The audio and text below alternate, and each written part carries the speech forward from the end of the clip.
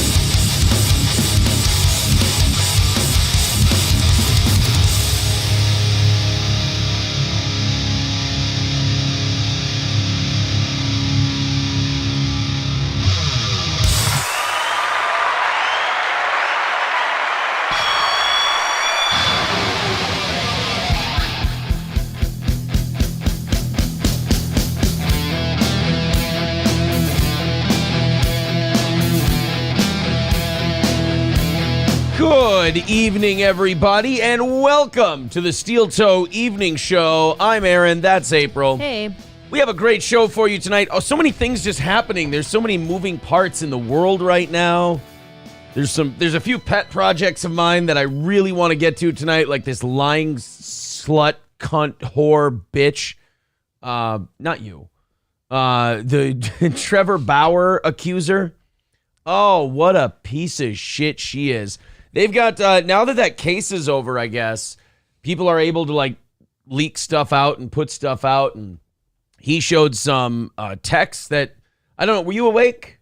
I missed this. I'm completely not up to date on You were sleeping when we did this morning. Trevor Bauer, the pitcher, you remember him? Yes. He got accused of, now, all the articles I'm reading keep saying domestic abuse. I had heard that it was worse than that. Yeah, because legally domestic abuse could be anything right down to just yelling at you. Well, either way, this Trevor Bauer is banned from baseball. He's got the longest non-lifetime suspension ever put on anybody. And he has maintained his innocence throughout the whole thing. He made a video right when he got accused saying this is nonsense. She's a gold digger, essentially. Well, she sued him. He sued her. He lost his job. He's been having to pitch in Japan ever since.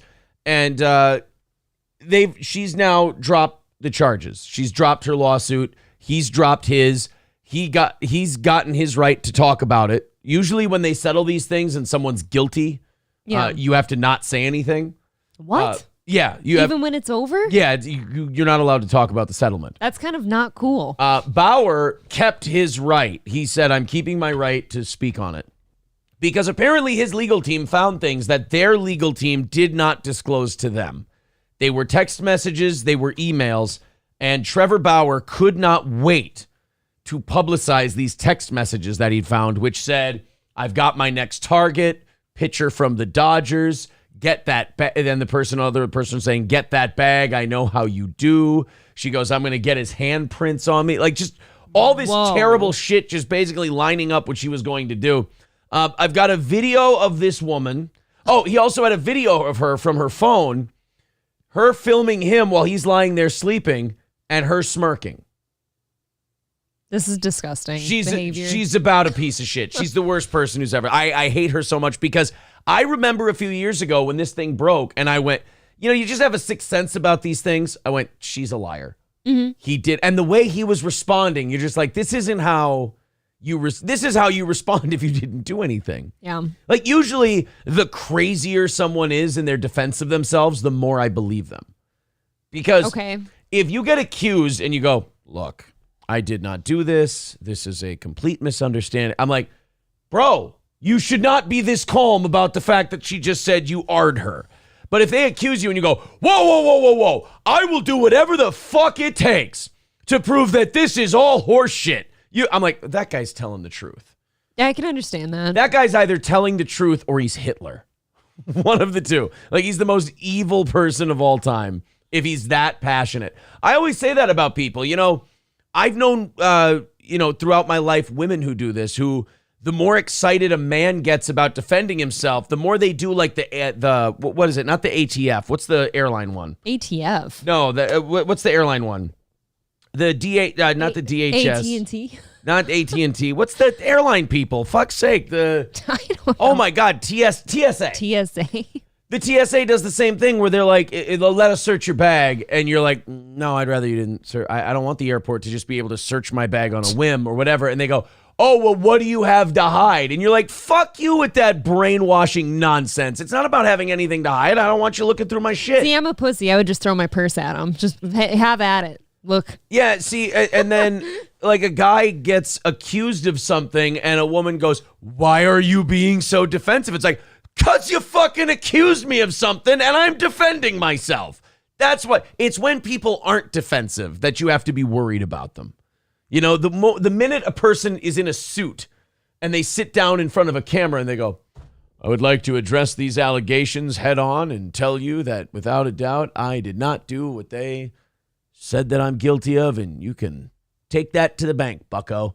I look at that guy and I go, every liar I've ever met has given me that statement. You know what statement a liar hasn't given me? You've got to be out of your fucking mind. I never touched that lady. That guy's always telling the truth. It always? Yes. No asterisks? Never. Wow. Never once has a guy been that insane and been lying. It's never happened ever. Now, another liar I've seen is a woman who goes, yes, he beat me and he, what's her name? The Amber Heard. Amber Heard. That was my first thought. I've seen every woman who talks like that all calm and like, yes, Johnny does that. Yes. The crocodile tears on the stand. Lying whore. Every guy. It goes to like politics too. Like when you watch an Alex Jones or someone and they're screaming and yelling and they're fucking, that's what the fuck is happening and you people don't see it. And they're frustrated and they're angry. And then 2 years later, after you've called that guy crazy and insane, you go, oh shit, that's that thing he was talking about. So what you're telling me is that when somebody is hysterical, they mean it. They're usually right if they're defensively hysterical. Okay. And I'll tell you why. It's because they're living in a crazy world and they're the last sane person left. In Trevor Bauer's world and in Alex Jones's world, they're the sane guy. The world's gone crazy. Okay? They know that the water is changing the frog's biology. Nah. And they go, the frogs are gay, you motherfucker. And you're like, that guy's nuts. And then you have to find out a year or two later when the report comes out that there were chemicals in the water that were turning the frogs hermaphroditic. You have to then go back to Alex Jones and go, oh my God, you mean screamy, shouty guy is the normal one and we're all out of our fucking minds. Or you sit nitpicking, hermaphroditic doesn't mean they're gay. That's your technicality to weasel your way out. Precisely. I'll give you the poop hole loophole. I'll give you a great example of somebody being really professional and calm and lying their fucking dicks off. The president. I did not have sexual relations with that woman, Miss Lewinsky. I mean, pro's pro, right? Yep. Fuck the shit out of her. Good for him, honestly. Now, if I was president and they went, Aaron, this girl, this chubby girl who brings in your mail says you fucked her. I never touched that fucking bitch. And if that whore says different, she's fucking lying. Why'd she have to be fat? Because Monica Lewinsky was a chunk. Oh, that's right. So if they go and they say, well, Mr. Imholt, we're going to have to remove you from the presidency because you're going insane. I go, that's fine, but I'm not lying. And then a year later, they do their investigations and they go, oh, yeah, the former president. Yeah, you know, the one that went mental when they accused him of fucking this girl. Mm-hmm. Well, it turns out he went mental because he wasn't fucking that girl. Like, people are allowed to go insane when you falsely accuse them of shit. So what do you think then of Donald Trump and his lack of going insane when he's accused of everything? Look, Donald Trump's a professional liar.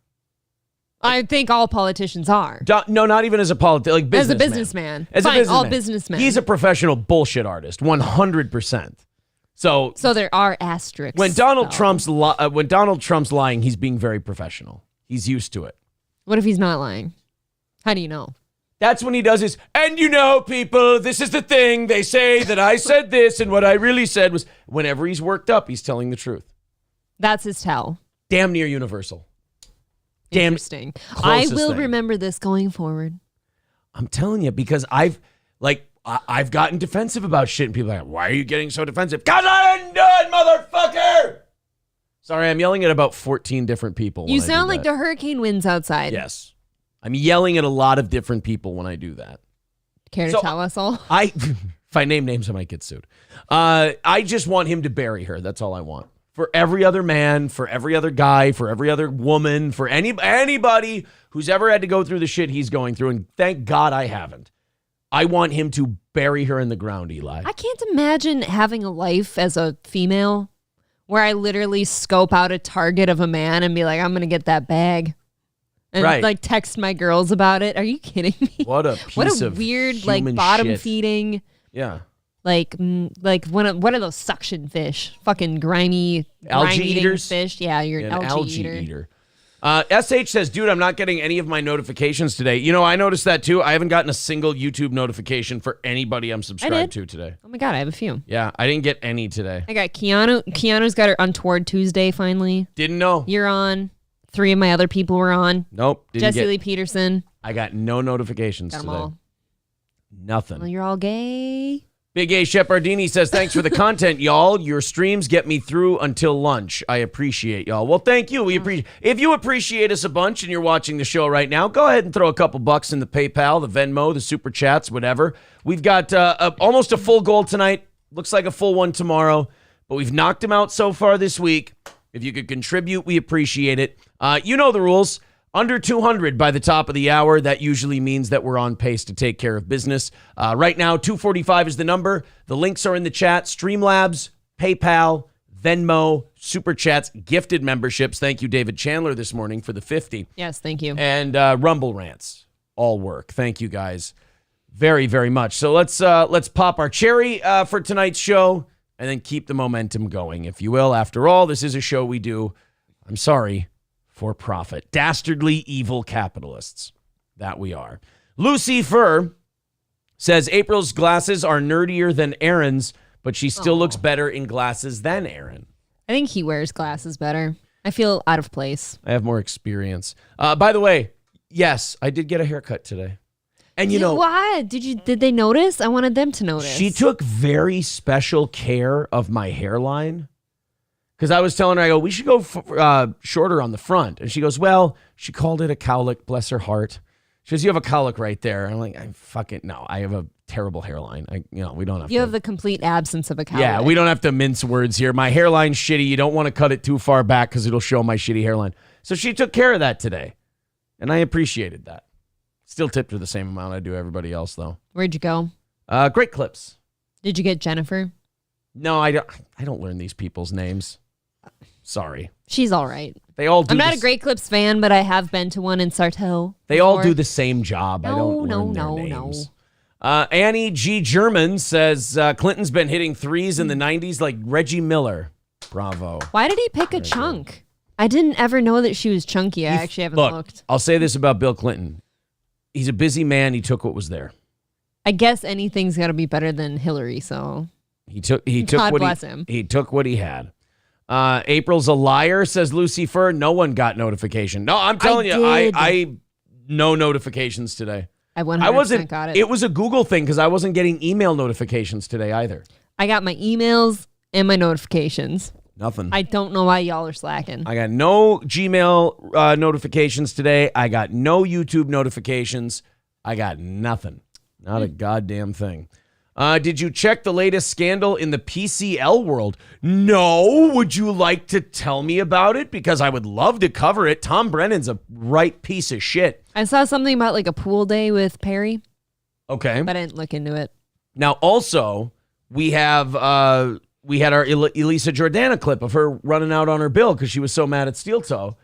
We have that clip we put up today if you guys want to check that out a little later. And then, of course, a bunch of Elisa fans have been DMing me information on Twitter since that clip came. It happens every day. Every time we put out an Elisa thing, dude, you haven't seen this. Dude, you haven't seen this. And I'm like, holy shit, you could do like a weekly show on this broad. On like her misfortunes. I don't know how to even like keep up. Yeah. I always thought she did such boring streams. I didn't know there could be so much drama involved. You know, people on the internet, they focus in on a person and they're like, their turn. Marquise says, Aaron wanted everyone to notice. What a dork. Well, I'm sorry. I just wanted to feel pretty. My bad. Scooby Jooby Jew says the Bauer girl was on Alex Stein tonight. Well, that's a good get for Alex. Whoa. I think I would like to see that. I think I would like to see how he'd handle her. Yeah, we can watch that tomorrow. Zesty Taco Paco becoming a member for his 11th month. Crystal Knocked. Thank you. Becoming a member for their 3rd month. Thank you very much. Let's continue on. They're saying Monica was eager. Enthusiasm goes a long way. Also, okay. Monica has them dick-sucking lips. Oh, wow. I'm going to have to look into her a little more. Mr. Q says you'll get a notification. It'll just be a couple hours after the show is over because that's everything I got notified for. It was 2 hours after the show. Weird. That's odd. I didn't get any Rumble notifications. Union Jack says that clip is so funny. What a meltdown. Which one are you talking about? I think the her walking out on her bill. Oh, that one? Yeah, we had a lot of fun with that one. And notified this morning, but not notified this morning, but did for evening show. See, that's the opposite of my day I'm having today. I didn't even get my Rumble notification. Are we live on Rumble?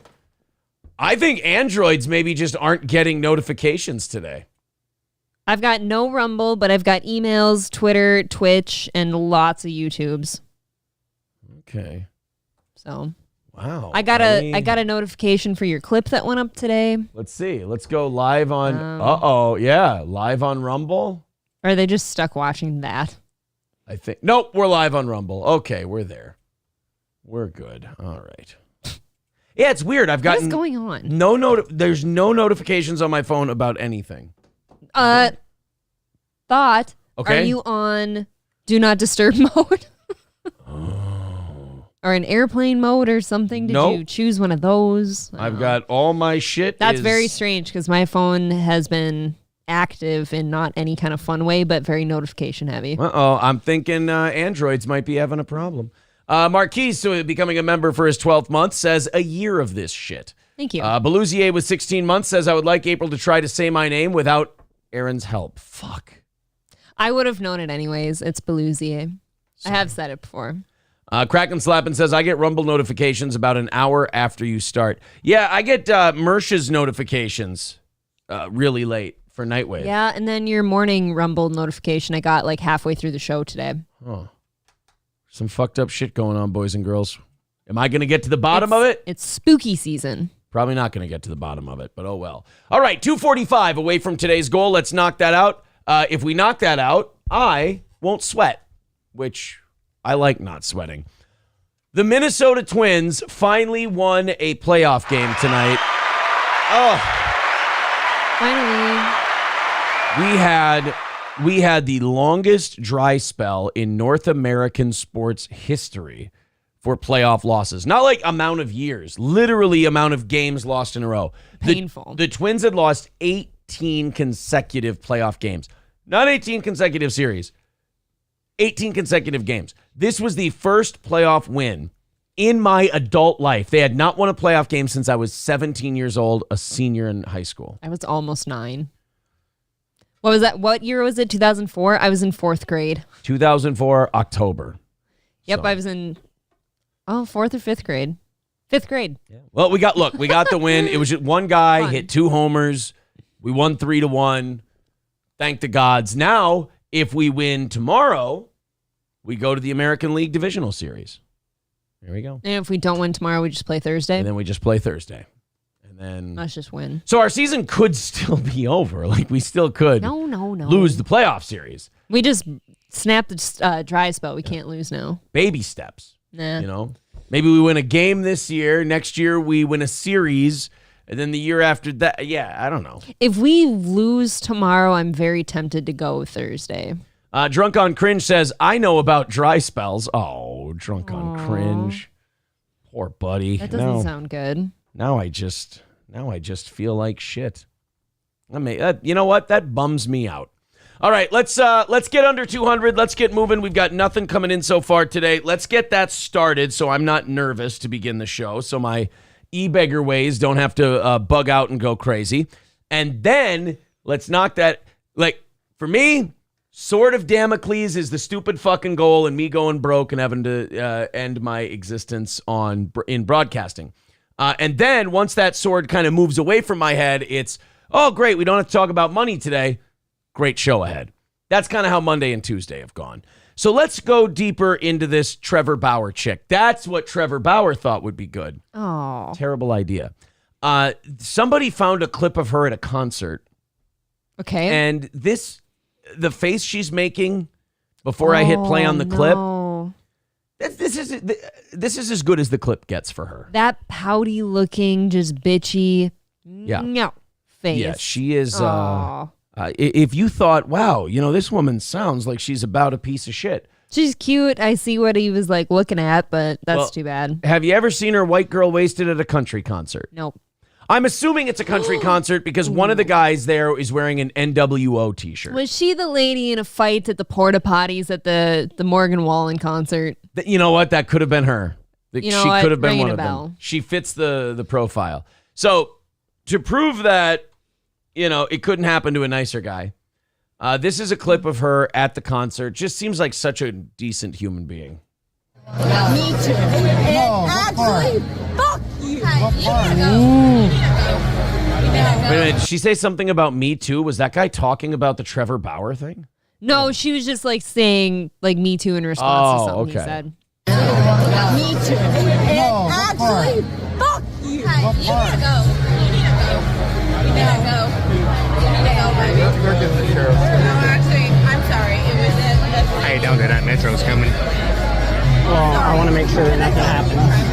Oh my God. Can I talk to you privately? You're in the middle of the floor at a concert. Hey, can I talk to you privately? Yeah, sure. Let's just go right over here. How about no? We've both been binge drinking all night. Yeah, come on over here. So let's talk. Whoever posted this just happened to find see her picture and was like, oh my God, I've posted something of her before. Yeah, I think that was, they were like, terrible. They've been seeing the Trevor Bauer news and they've been going, oh shit, I know that lady. This video of mine went viral and it was her. Yeah, exactly. Oh, wow. She thought this could have skated under the radar. Big old Bud Light. I think that's even bigger than the Pounders, isn't it? That's it does look like a like the 30 what are ounce. they called? A tower? What is that? I don't know. One of the big uns.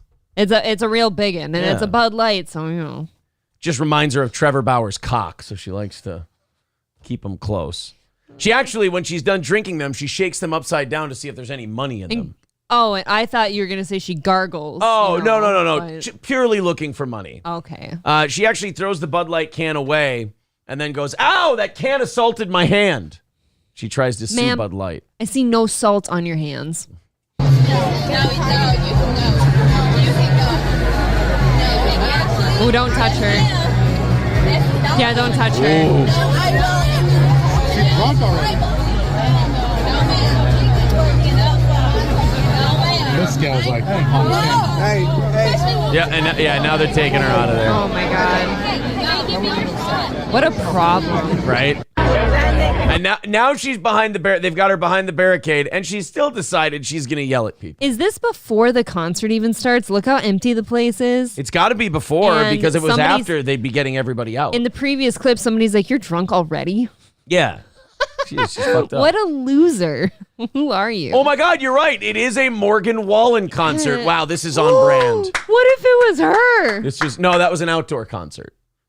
God damn it, festival. you're ruining my hopes and dreams. But that doesn't mean she couldn't have taken a shit in the bathroom floor at a Morgan Wallen concert. She looks like the type.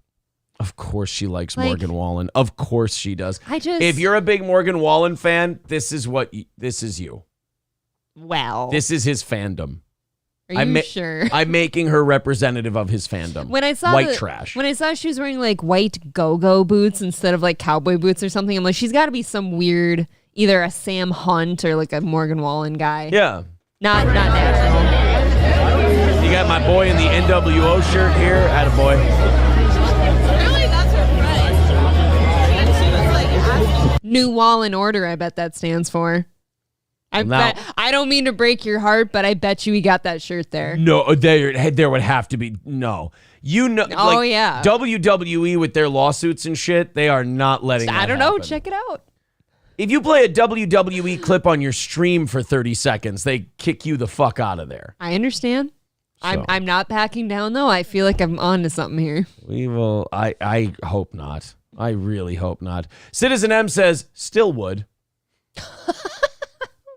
Still would. Did you think she's cute at least? Did you understand? Yeah, she's not an ugly chick, but she's evil as fuck. It is interesting how like an evil demon inside of you will like really downplay your looks. Yeah, exactly. Captain Caution with a $5. Thank you, buddy. Shane M with $5 says this show is far from my first choice, but you are cable of a consistent schedule, so that's worth something. Now, wait a minute. Whoa. No. Hold on, Shane M. But thank you. You were in here just last week talking about, oh, you guys suck. I don't like you, blah, blah. But now you're in here again enjoying the show. And also, Shane M., we have to stop with the dishonesty. I can't allow it to go. I can't allow you to lie to yourself. Forget lying to me. I knew you were lying last week. I can't let you lie to yourself. What I mean by that is, here's a guy who's been saying, I hate you. I don't like you. Fucking hate your show. You can't keep coming back then. Because even if you come back just to say, I hate you, you do like it. That's how it works. I do feel that no matter where you are in life, if you feel the need to say, I hate you over and over again, you probably love them. There's a chance. Shane, we're having you're operating on the grade school playground rules.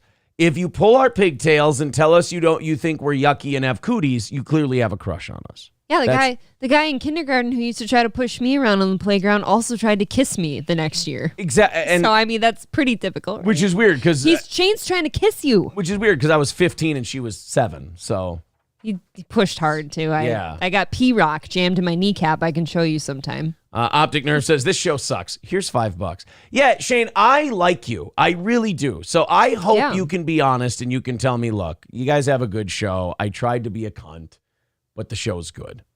So you got to do that for me. All right, Shane? I thought Shane's like been here for forever. He has. I really do remember that name. He has, and he's just, he's trying to keep up appearances, but if you keep coming back, he says there's nothing better on. I would never watch something I don't like if there was nothing good on. I would go do something else. So, Shane, I like you. I'm not shitting on you. I like honesty, and I want you to liberate yourself, and I want you to say, Aaron, I'm here because even though I don't want to, I'll let you keep that. Even though I don't want to, you do a damn fine show. It's okay. A lot of other people admit it, no problem. 2:30 away from knocking it out tonight. Want to get under 200 by 8 o'clock. So Streamlabs, PayPal, Super Chats, memberships, there you go. April's Parents Hobby Farm says, tuned in for the first time in months. I heard Jake Paul is being YouTube worthy and cute skirt last weekend. Did I have a skirt on last weekend? I don't know. Shit. I'm really worried that I had a skirt on. When somebody people says say that, things, it's really, yeah. People say things where I should go, of course I didn't. I know. But it makes me go, wait a minute, did I? That's what I just did. Shit. Did you wear a skirt last weekend? I really hope I didn't, but now I'm starting to think I did. He's making me question What myself. did we do last weekend? Renaissance Festival. The Renaissance. You had a tunic on. That's technically, if it's connected to a shirt, is it a skirt? I don't think so. I think the point April's Parents Hobby Farm is trying to make is that no matter what, it's still gay. So is that what you took from that? I think that's what he's trying to say. Maybe he's just jealous. I don't know. I hope he missed us. John Jamingo over on Rumble says, I didn't know about you guys until Kevy Brenny said you suck. Look, if a guy who does a podcast as repetitive and boring as Kevin says we suck, I have to take that as a compliment. I'm sorry. April's Parents Hobby Farm says, at the R Festival. Oh, yeah. So the retard festival. Yeah, I was at the retard festival wearing a skirt. Oh. You would think that would be an offense that would get you on some kind of watch list. Amanda Hugginkiss says, Shane M., just repeat this. I'm queer and I love Aaron. You don't even have to. I mean, for me, it's really one or the other. You can either say you're queer or you love me. I'm not going to make you say both. You're a generous man. Thank you. I'm a very generous man. I keep telling people this. They don't listen. All right, so the other thing I wanted to mention with this Trevor Bauer thing. Yes. And this awful, dirty, filthy, rotten, money-grubbing cunt. This cute blonde. That too. That tried to ruin his life and kind of succeeded in many ways. I mean, he's over in Japan just crushing right now. He's doing really well in Japan, and I'm sure he makes decent money there. However, this whole thing's over. She dropped her lawsuit. He dropped his lawsuit in response to that. He came out, vindicated himself, showed all the receipts, all the evidence that, hey, this chick was lying. Yep. This baffles me. I was reading an article just before the show started from Sportico.com. It said, Bauer's settlement with sexual assault accuser won't change suspension. Fuck Major League Baseball for that. Yeah. Wow, that's kind of shitty. I was actually really into Major League Baseball today. I'm excited. Our Twins are doing shit, and then I hear that. And it's kind of hard to support a group that won't take somebody back when they've been found innocent. Yeah, I mean, not only should they allow him to come back, he should be paid. He should be compensated. A raise maybe even. Yeah, raise the whole deal. A bonus for just saying like, hey, we fucked up. I'm sorry. Exactly. You know, I counted this towards the goal earlier, but I forgot to read it. Rupert with $9.99. Thank you, buddy. Says she looks like she rips dips and tells people that her boyfriend would kick the shit out of them. Totally unprovoked. Yeah, that's about right. She'll say that and then she'll start hitting you herself. Yeah. She looks hitty to me. She looks... Even, I was a little nervous when the chunky lady next to her started like doing this to her, like, yeah, you've got to go. I'm like, stop touching her. Yeah. You're going to catch something. Amanda Hugginkiss says the Indians released Bauer for girl issues. Add them to the future lawsuit. Yeah, he had a history, I guess, of, some controversial, going out and maybe getting in a bit of a fracas with women and whatnot. But the point is, they suspended him over this for indefinitely, for until they say you can come back. And he didn't do it. Yeah, you've got to undo this then. You've got to undo the suspension. Trevor Bauer needs to be set free. He needs to be... Now, look, if they remove the suspension and teams go, damaged goods, I don't want any part of them. Sure. I don't want the PR that comes with it. Okay, that's fine. Like an Antonio Brown thing. Or Colin Kaepernick. Oh, God. Okay, fine. Great example. He's not suspended by the league. He's not blackballed, but people don't want him because he's a pain in the ass. If people think that Trevor Bauer's a pain in the ass and they don't want him, fine, but let those teams make that call. On Monday, the former Cleveland Indian and Los Angeles Dodgers star revealed he's reached a settlement with his accuser in which both dropped claims against the other. No payments were made. Nobody got any money. Bauer has insisted that the domestic violence accusation was false. He stresses he was never charged with a crime, let alone convicted of one. So again, this is like, what was the thing we were talking about last week where the Russell Brand thing? Yes, Russell Brand. No charges were brought forth, anything. It was just hearsay. It was just ladies talking. That's all it takes now is an accusation. Mm-hmm. If you then you lose it all. Yeah, if you accuse someone, in all practicality, you're guilty until proven innocent. Because you can lose your job, you can lose your paycheck, you can lose your social standing, lose your reputation. The whole thing. Lose how you make your money. Lose how you make your money. And this guy, look, if Major League Baseball, I guess I could give him a pass if they said, while this litigation is pending, we're going to err on the side of caution. We don't want to let this guy keep playing and then find out that he did all this shit.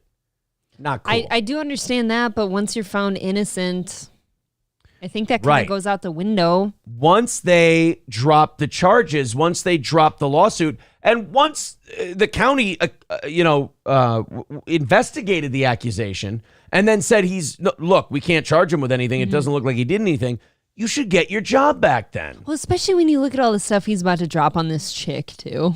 Right. Oh my God. So he was clearly set up for some shit. Bauer fared poorly with MLB's disciplinary policy under the Joint Domestic Violence, Sexual Assault, and Child Abuse Policy.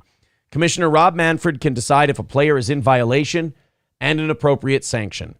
Bauer, neither being charged with a crime nor being civilly liable, did not insulate him from Manfred deciding the former Cy Young Award winner violated a workplace policy. The commissioner, a longtime labor and employment attorney, had discretion to reach his own determination about Bauer's compliance with a workplace policy. This is true even if law enforcement found no probable cause that Bauer broke a criminal statute. That's a fucked up rule. Yeah. So even if he didn't commit a crime, he's never been proven guilty of anything, MLB can go, we don't like your face, you're done. Well, he's just tainted now.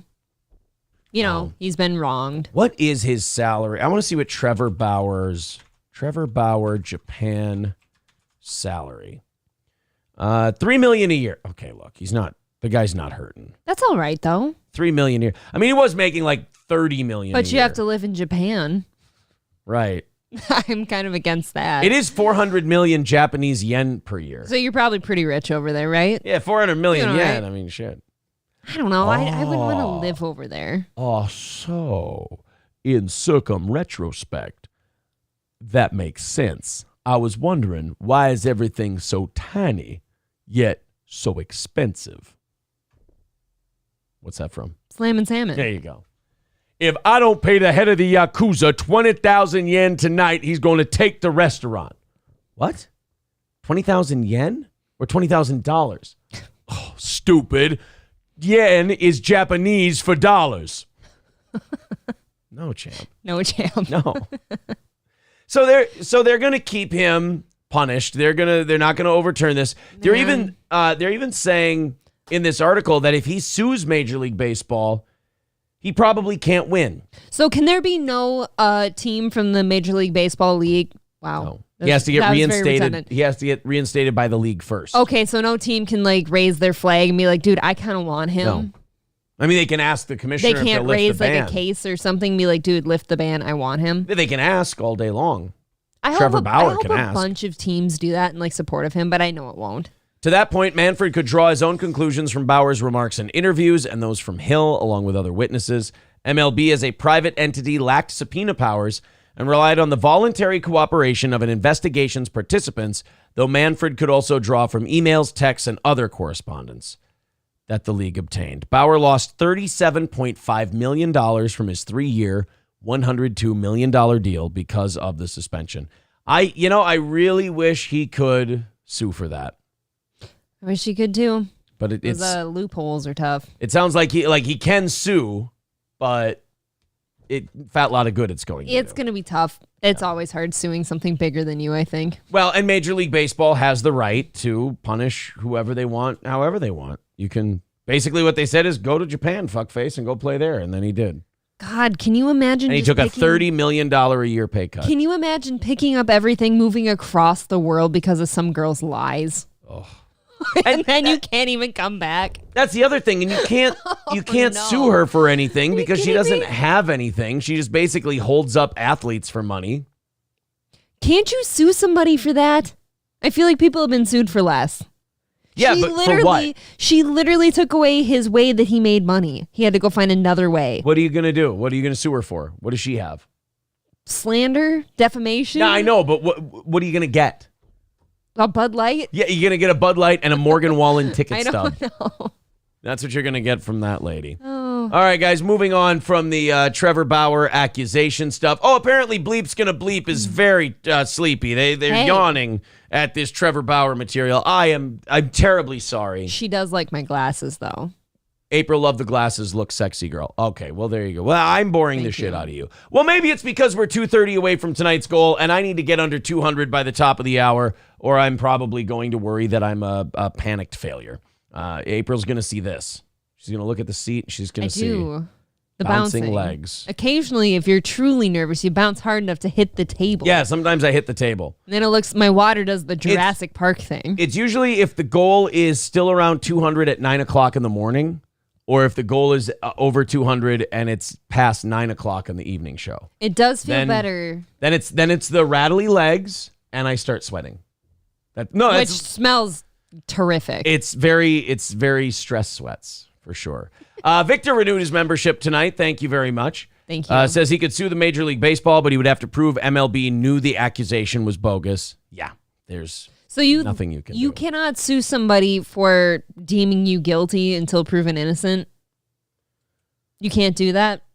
If you're going to sue Major League Baseball, you have to prove they knew she was full of shit.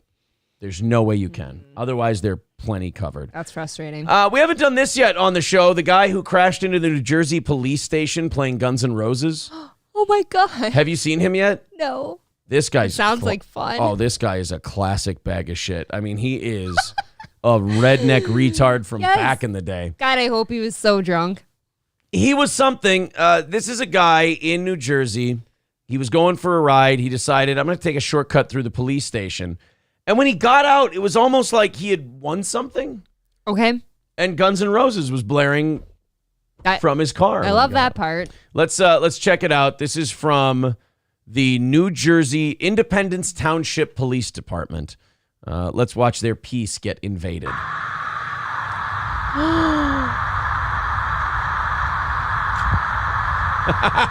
Oh my God. I don't like how calm that guy was. He comes out. I don't know if you can hear it on the video, but apparently Welcome to the Jungle by Guns N' Roses was playing out of his car. Yeah. And he came out with the two hands up celebrating that he crashed into the police station. And the kick is good. Yeah. Look at him. Look at how calm they are. I know. It's so weird.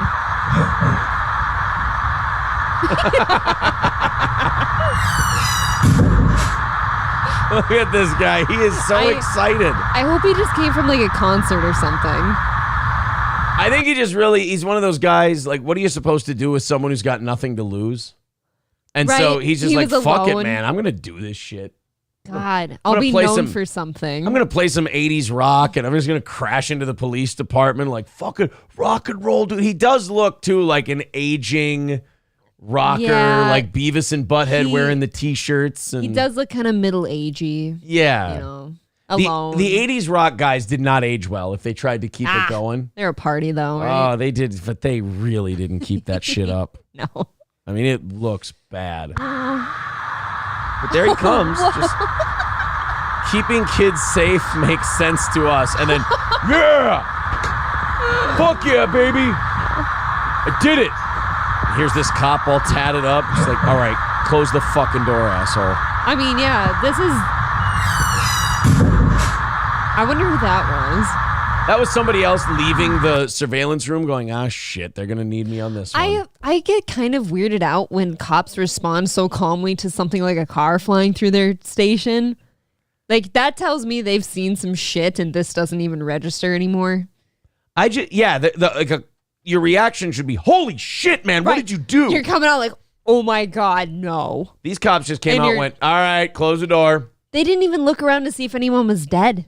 Yeah. They didn't check if somebody had been hit at the desk. This also might be one of those towns. Oh, maybe they knew that guy. It's like a really redneck town, and they're just like, oh, here we go with this stupid shit again. Maybe. Yeah. SH says, doesn't Tawana Brawley and Al Sharpton still owe money from like 30 plus years ago? I don't know. Did they lose a lawsuit on that Tawana Brawley thing? I'm not sure. Not sure. Hands up, don't shoot. Yeah, he's fine. Hobo Chili says, and you two look like nerds. Look, I'm sorry, Hobo. If you're one of the 80s rockers I was talking about, you're right. My comments were insensitive, and I'm sorry. Look, I wasn't here in the 80s, but I do dig 80s rock music, and Aaron knows it. It's apparently not one of my redeeming qualities. Triple N says, ha, ha, ha, ha. That was cool. Yeah, and it ruled. I want to picture him as like talking like Garth from like Wayne's World. And like, yeah, good night or something funny. Thanks. I like to drive. Yeah, there you go. The only thing that would have made it better is if it was a Mirthmobile. Hey, you guys be careful. I don't need you guys to arrest me too hard. That's some Gen X shit, says Optic Nerve. Yeah, that's like old school, like egging houses, TPing houses, shit like that. Back when kids went outside. Silly string everywhere. Yeah, Gen X would, Us older millennials still did some egging and some TPing and some, shit like that, but that went away a long time ago. Yeah. For some of us, we just escalated into crashing our vehicle into the police station. Dude, that reminds me of the video. Like, there was 2 in a row of like people driving through veterinary buildings too. Yeah. Like they were going to the drive-through window, but decided not to stop. I do remember that. Nobody ever dies when people drive into buildings. No, everybody seems to be clear of the vehicle. I don't get how that happens. Yeah. John Jamingo over on Rumble says the police are calm because he's white. That's, what? Fair enough. I understand now. Triple N says, LOL, drive-by egging was brutal. Egging really is a dog shit thing to do to somebody. I mean, if you egg somebody's house, that's a bitch to clean up. It's slimy. You almost have to wait for it to dry and crisp up so you can like scrape it off. Well, now, see, I always heard that was the worst part. Oh, really? Is if it dried and it got on your siding, it was hard to get out of there, or if it got in some grooves in your house or anything else. I feel like an egg, when it's still wet, you can wipe up with a wet rag or something. But then once it gets crusty and runny, that's kind of a bitch. My idea is just take a pressure washer to everything. It's kind of my solution. Just, there's a thing, pressure wash. I've always heard that getting TP'd is time consuming to clean up.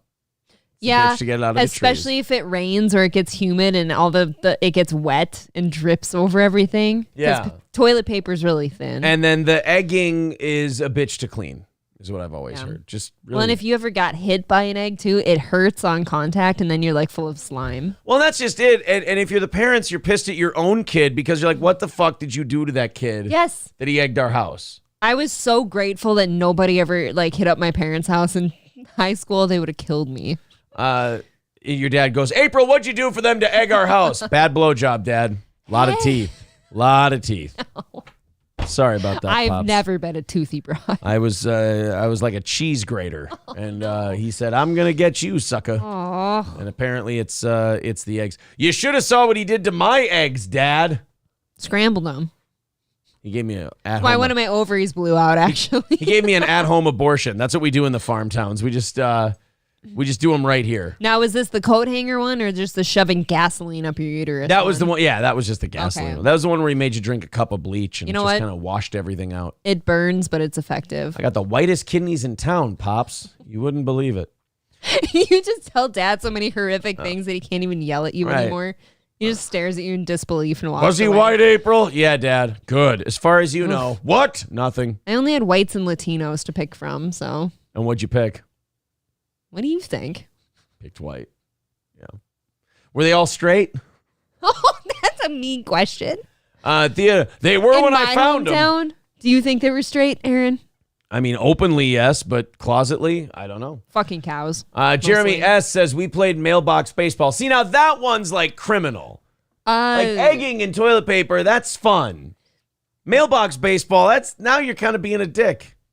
Apparently, like where I grew up, my mailbox and the snowplows played roulette all the time. Yeah, we had to replace my mailbox more times than I could count because the snowplow took it. Theodore Roosevelt says, eggs are like cum. Got to clean that shit quick. That's I can't say I true. hear you, because if I say that, that means I've cleaned a lot of cum. If you let cum dry like in this little valley right here before you wipe it, it just kind of peels up and it's weird. It's your classiness that makes me feel good to share you with the world. It's your nut. Stupid. What do you want me to do with it? I gotta Clean it. I gotta Get leave it a there. towel. For God's Why, sake. why when a tongue will do? Yummy, yummy. I gotta tell you, he's. Oh, not that Let one. me have a Diablo sandwich, a Dr. Pepper. Make it fast. I'm in a goddamn hurry. That's disgusting. Thank you very much, Sam with $2 says, did you block the downloading of your show? No. Whoa. No, I did not. Allegations. Did something happen? You know I don't know the internet. In English, please. $230 away from today's goal. I hate to be that guy, but we do have about 15 minutes to stay on pace here. Yes. Get this thing under 200 by the end of this hour. PayPal empty, Streamlabs empty, Venmo empty. Let's knock this thing out. If you feel like chipping in tonight, let's all do it 10-15 at a time. Get this thing taken care of so I'm not a nervous wreck over here. American Boy says a girl wrote whore on the front of another girl's house. I like that girl. No. I like that girl. You don't want that if you're the girl who lives there. You don't want it if it's her parents or her siblings. Could we not do that? Even if she's a whore, could we just skip the writing of it? Well, how's she supposed to learn? She ain't gonna learn. She's gonna rebel. Rebel. We're gonna revolt. rebel after that. John Jamingo over on Rumble says, come on, Aaron, be a gentleman. Clean off your woman. I do my fair share of cleaning. Believe you me. Wayne Chambers says, Aaron snowballs confirmed. Oh, no. There's no snowballing. That's disgusting. There's no snowballing. I make April do one of these to herself. She lifts it up. Joke's on you. I can't. But then she did it one time and she looked retarded when she tried, and I go, I'll just go get a towel. It's not a Have big you seen me try to lick my own tit? I just went, I said, look, it sounded hot in my head, and then all of a sudden, like, you tried, and then, yeah, see, it's just. I can't reach. Then I went, oh my God, I'm married to a phoebe. I didn't know what to do. It was, look, you don't know I end up until looking you like a try. pretzel before I get there, and he just is like, no, honey, it's not going to happen today.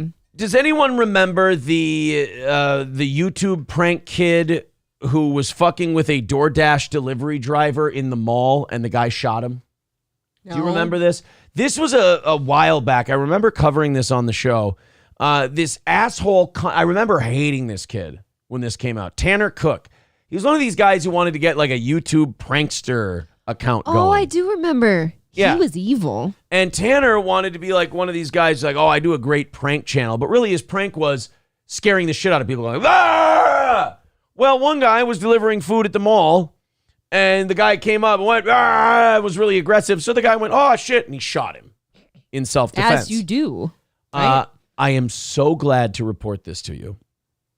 The DoorDash driver was facing charges. He was tried for his crime, tried for the crime of shooting this guy. Mm-hmm. Verdict came back yesterday. Acquitted. Oh, he's thank been acquitted. Christ. I am so happy that this guy's been acquitted. Alan Cawley was acquitted of aggravated malicious wounding of YouTube prankster Tanner Cook, who was shot after he kept putting a phone in Cawley's face despite being told to stop. I think the jury just fucking hates YouTubers and That's these YouTube fine. prank people. And this is what we call jury nullification. Mm-hmm. When the jury just goes, I don't give a shit what the law is. I don't want this guy punished.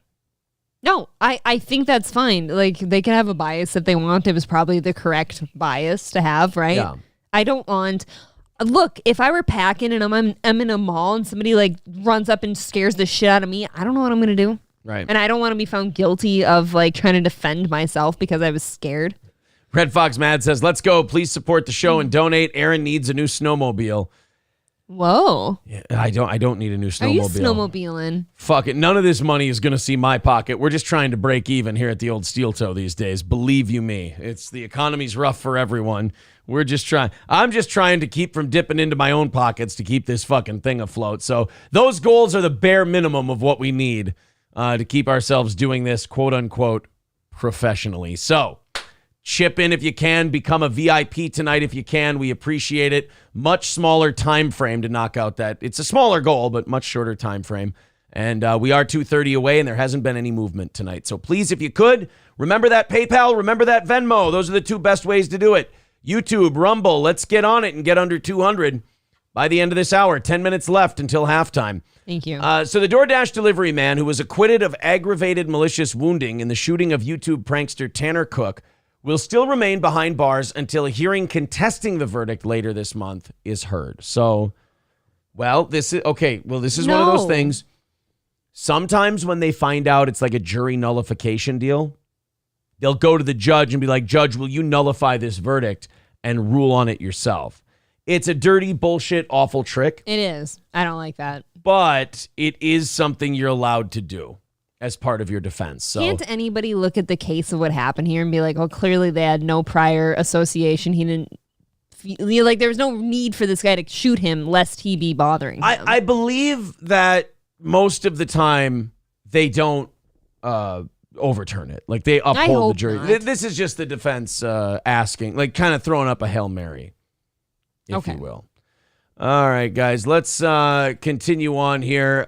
Despite being found not guilty of the most serious charge he was facing, Alan Cawley, 31, was found guilty of one of two lesser firearm counts. Last week, a jury convicted him of using a firearm during the commission of a felony while acquitting him of malicious shooting inside an occupied building. Cawley shot Cook in the chest back in April 2nd at the Dulles Center Mall in Virginia. During an interaction Cook was filming for his Classified Goons YouTube page. Yeah, we went and watched Classified Goons, and they're fucking garbage. Just an embarrassment, really. In his videos, Cook often tries to get a rise or reaction out of everyday people with bizarre behavior in public. Well, guess what? Mission accomplished. Yeah, it sure did. You got your reaction, buddy. It's my favorite video of his. Yeah, the one that ended it all, the final video. That's his best work. Well, no, I think they're still making videos. They still went on after one of their guys was killed. He wasn't killed. He was just shot in the chest. I thought he didn't die. died. No, he didn't die. Oh, that's kind of cosmic injustice. Right. I think don't he's like still that. doing shit. Well, that's fucked up. Now all you have to do is go like this when he starts to harass you in public. You go, bang, bang. You go, ah! And you're good. You can go away. You troubled the shit out of me just now. See? Changes the whole thing. I'm a scary finger gun guy. That's for sure. In his videos, Cook often tries to get a rise out of people. Footage of the incident in question was shown during the trial, with a portion of it being released to the media following the verdict. Let's take a look. Tonight, Fox 5 has obtained never-before-seen footage of a YouTube prank. So I just fucking hate this idiot already. He just looks retarded. He just looks like a dipshit douchebag. Ended with a shooting. A Loudoun County jury found Alan Coley not guilty of the most serious charge connected to the shooting at Dulles Town Center. David Kaplan's working this one tonight.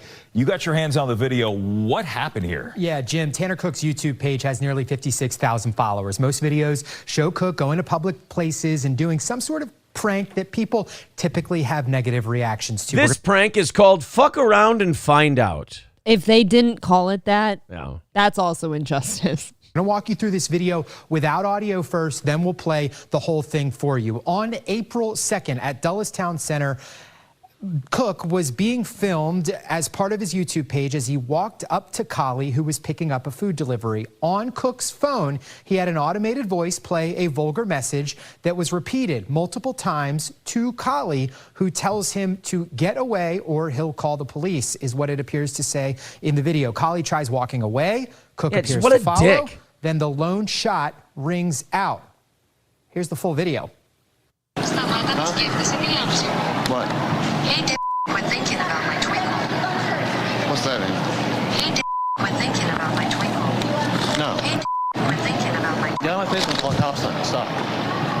Look at this poor little dude. Yeah. about my twinkle. Leave him alone, you fucking ass. Oh, yes. Wow. So this guy is, okay, legally, there's no reason for that guy to shoot him. No. So the jury No. just 100% hated this motherfucker. You're right, because this guy didn't physically threaten him aside Nope. from following him. This man didn't even have a right to punch this guy, let alone That's shoot him. crazy. And the jury went, I didn't see anything.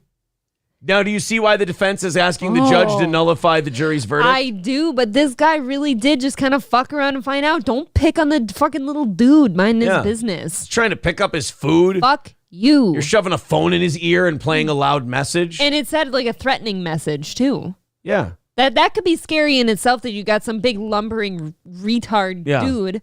Lenny from Of Mice and Men over and here. he's playing you a threatening message. You don't know what's going to happen. That's scary. I love this jury. This is my favorite jury. I want this to be a traveling jury that goes around the country. I want to pay them each 125, 150 grand a year. Okay. To do nothing, all expenses paid, taxpayer funded, to travel around the country to controversial cases I'd and do be that. the jury for it. I would love that job. This is a based fucking jury. They You saw would- this guy shoot this dude and they went, I didn't see nothing illegal. You probably hear such wild stuff with that job too. I'd totally be in on that. I like it. I like it too. Kali did have a concealed carry permit. Good. Cook has recovered. Kali was found guilty of discharging. Oh, good news, bad news. That guy had a concealed weapons permit, but the kid recovered. That does kind of bum me out. Maybe that's what the jury decided. They went, no harm, no foul. Kid's fine. I guess. I don't a know. firearm in a public place. Again, not guilty. Oh, he did get a little hurt because he shot him in the chest. Well, you should have shot him in the head. He wouldn't have missed nothing. Anything. Fuck, I can't speak I guess English tonight. you're not going to miss that chest, though. It's pretty big. On some of the wounding-related charges. His attorneys, Kali's getting a hearing next month, arguing that the verdict should be thrown out on the discharge in public since it was self-defense. Today, Yeah. Nice. I like that. Wow. So wait, the hearing great. the hearing is not for the prosecution to nullify the verdict. It's for just throwing the whole thing out, right? Oh, I'd love that. That's wonderful. What state is this? Virginia. Fucking right, man. County Commonwealth's attorney says the force used by Kali, they believe, did not match the threat he faced. Cook's father, Jeremy, agreed with that, but disagreed with some parts of how the Commonwealth's attorney prosecuted its case. Where's the line where it became a life-threatening situation where he had to use deadly force? If you see that line that was crossed, then you can think like that. But if you watch the video, at no point do you go, oh, there's where it became a physical point where this guy had to defend himself. True, and it's the kid's dad, so I understand why he'd be defensive. You're right. There is no point in that video, and even we said that, where that guy's life was in danger. However, there were many points in that video where you went, oh, I hope he shoots this fucking guy. Well, there was many points, if it were a female me that were the delivery driver, where I'm kind of real skeezed out that there's some lumbering dude following me, playing threats to me. Some big dead-eyed Neanderthal. Yeah. I mean, that does feel like it's a potential life threat at some point, right? That never happened. Sir, we can't hear you. Oh, Sir. To get their perspective. They told me this was a difficult case. One juror told me that he did believe... He's about to lie.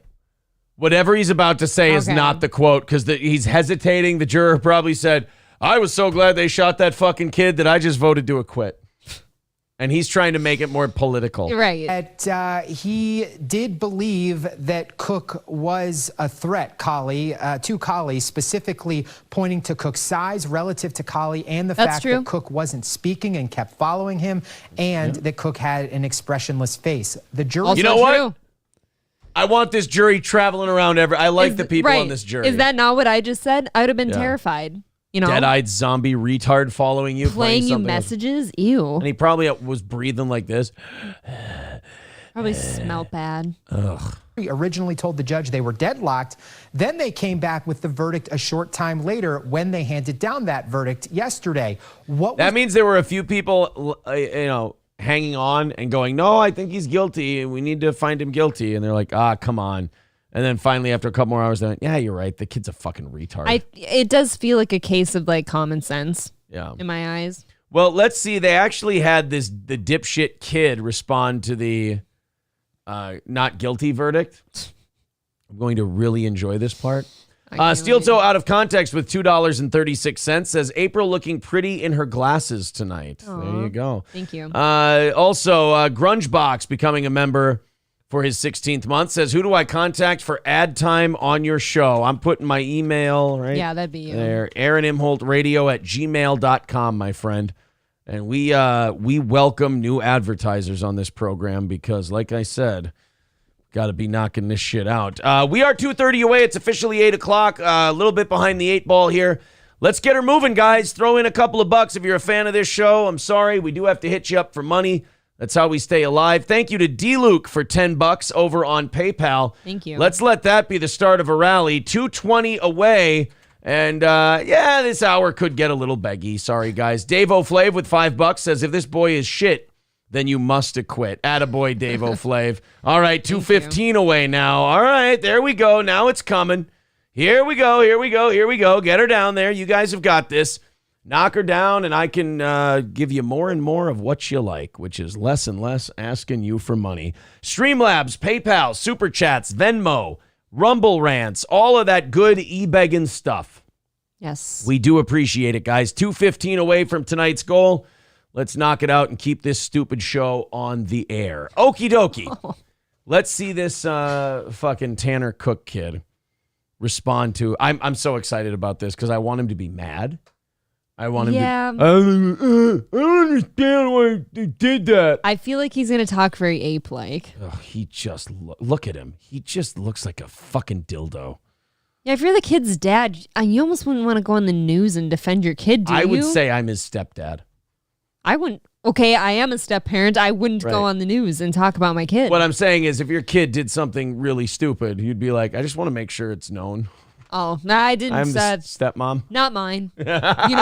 Nothing came from here. If the kid does really well at something, you'd be like, I have been involved in their lives since they were babies. Mm-hmm. I have helped raise them from children. They are as much mine as anyone else's. You do get to do that if you're a step-parent. That's right. I don't get that luxury.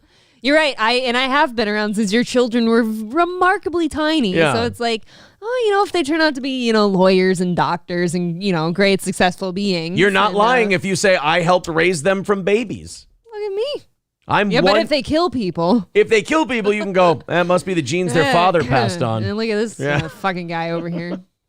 So let's see. I can't wait to watch this big dumb gorilla speak. No, not the news guy. Whoa. Not the news guy. Disavow. I did not mean the news guy's a big dumb gorilla. I meant the kid. Uncouth? No. That is untoward? I meant the prank kid, not the guy. Sir, that's racist. I mean, Hobo Chili's now going to give us $150. I get that, but I didn't God mean. Bless him. I did not mean this guy was a big dumb gorilla. He looks like a very smart, intelligent man of color. Very svelte. Yeah, I meant the big dumb ape kid who did the prank. You're going to get us canceled. I just want to see the chat and make sure nobody caught that. There we go. I'd pretend I didn't know him. Good. Solid. And okay, just one haha. Oh, wow, that actually shocks the shit out of me. You know what? It guys. shocks shit on me. It makes me think nobody's watching tonight. All right. What are we watching? Baseball? Maybe they're watching baseball tonight. I don't know. Here's what I hate about fall, doing evening shows in the fall. You just get busy. butt fucked by sports. The Phillies and the Marlins are playing right now. That's a pretty big You get one. butt fucked by sports and politics in the fall because there's like election shit, debates, things like that. It's just fucking brutal doing this. All right. At any rate, back to the gorilla. Not this guy. He's not a gorilla. Thank you for clarifying. I mean the big dumb ape who runs the YouTube channel. A jury reaches a verdict in a shooting case involving a YouTube prankster in Loudoun County. You might remember this. Our Matthew Torres has been following this since it happened. He joins us live outside of the courthouse with a verdict and reactions. Matthew. Well, Joe, we know this was not going to be an easy case, especially knowing how quickly and what kind of questions the jury were asking during their deliberation. And ever since we first broke this story months ago in April that the victim, 21-year-old Tanner Cook, was a YouTube prankster recording a video for his channel. Then everyone was for him getting shot. I mean, it's true. 1 second, just take a look at that channel. Yeah, I can't believe it's still going. We'll look at it in a little bit here. I want to skip forward. We already know the story. I want to hear about I want to hear from the dipshit himself. At the end of the day, we respect what the jury says. And my family and I are just grateful and thankful that I have my son here. And nothing else matters right now. Are you that grateful, though? I mean, have you seen the kid? You raised a shit. He's not even cute. You did raise a shithead, ma'am. No offense. You raised a dipshit. I understand everyone can say, oh, look at you two e-begging and stuff. At least we do a show. Yeah. That guy's show is going around scaring the piss out of people at malls. I am a filthy e-beggar who gets more and more desperate the closer we get to the end of the show and the further away from our goals we are. Yes, absolutely. That's admitted. This guy won't admit he's a big, dumb gorilla dipshit. And she's just like, oh my God, my son is just, his life is so worth living. And right. I need him. Not really. Most of us don't agree with you, ma'am. No. And that's it. I want to thank the prosecutors, the Commonwealth prosecutors. Her son comes out in a scream mask and goes, "Hooga booga booga!" Oh, sorry, Mom, making a video. Why do we give a thank you speech at the end of this? Well, they corner outside Miss the Jones courthouse. and Eden Holmes, they did an outstanding job presenting this case, and we couldn't have had it any better. And regardless of the outcome, the jury's the jury. Oh, God, I hate him so much. Oh, he looks like every stereotypical emo pothead you've ever seen ever in high school. Ready? Every time I see him, not guilty, not guilty, not guilty. Oh, that hurts my fucking hand. I shouldn't do that. You're gonna live. It's still not good. It's gonna take a couple more days. No boxing for you? I don't think I'm gonna be able to box Thursday. This is not. That means I'm not getting hit either. Yes. No boxing at the gym. Oh. Respect how our law plays out, and this was the Look outcome at today, him. and we respect that. Yeah. Let's go. Just real quick. What a fucking dildo. I almost called him the gay F word on site right here. Can we let that guy out of his cell for 5 minutes? It's just going to take 5 minutes. You can even supervise him. Not even, just to finish the job. Tanner, you said you wanted to. What's your message to the people who Don't. might have a question about your content itself? I don't know. Guess I'll just have to keep watching. So you'll continue to make videos? Yeah, probably. We'll see, How disappointed are you about this? I really don't care. I mean, it is what it is. It's God's plan at the end of the day, so. Oh, God. He really is the most hateable generic human being I've ever seen in my entire life. Copy paste. You know guys like that, right? I've known guys like that. Generic douche A, I think is what we call him. Thank you very much to Grungebox with $20. Says, thank you, Aaron and April. You have a great show here. Looking forward to talking to you. Thank you, Grungebox. It's a nasty business, e-begging for money while you do a show, but you're a very patient audience, and we really appreciate you guys keeping us afloat like this. So we are at 200. It is 8:07, so we're getting there. Keep her going, guys. We'll knock it out today. Thank you very much to Greasy. That's Greasy, right? Yes, very Thank good. you, Greasy, for $15, and thank you to Nicholas. Thank you. For another $5. There's the rally. See, it doesn't come unless you ask. You just got to say, hey, guys, I'm a piece of shit e-begging comedy radio guy on YouTube.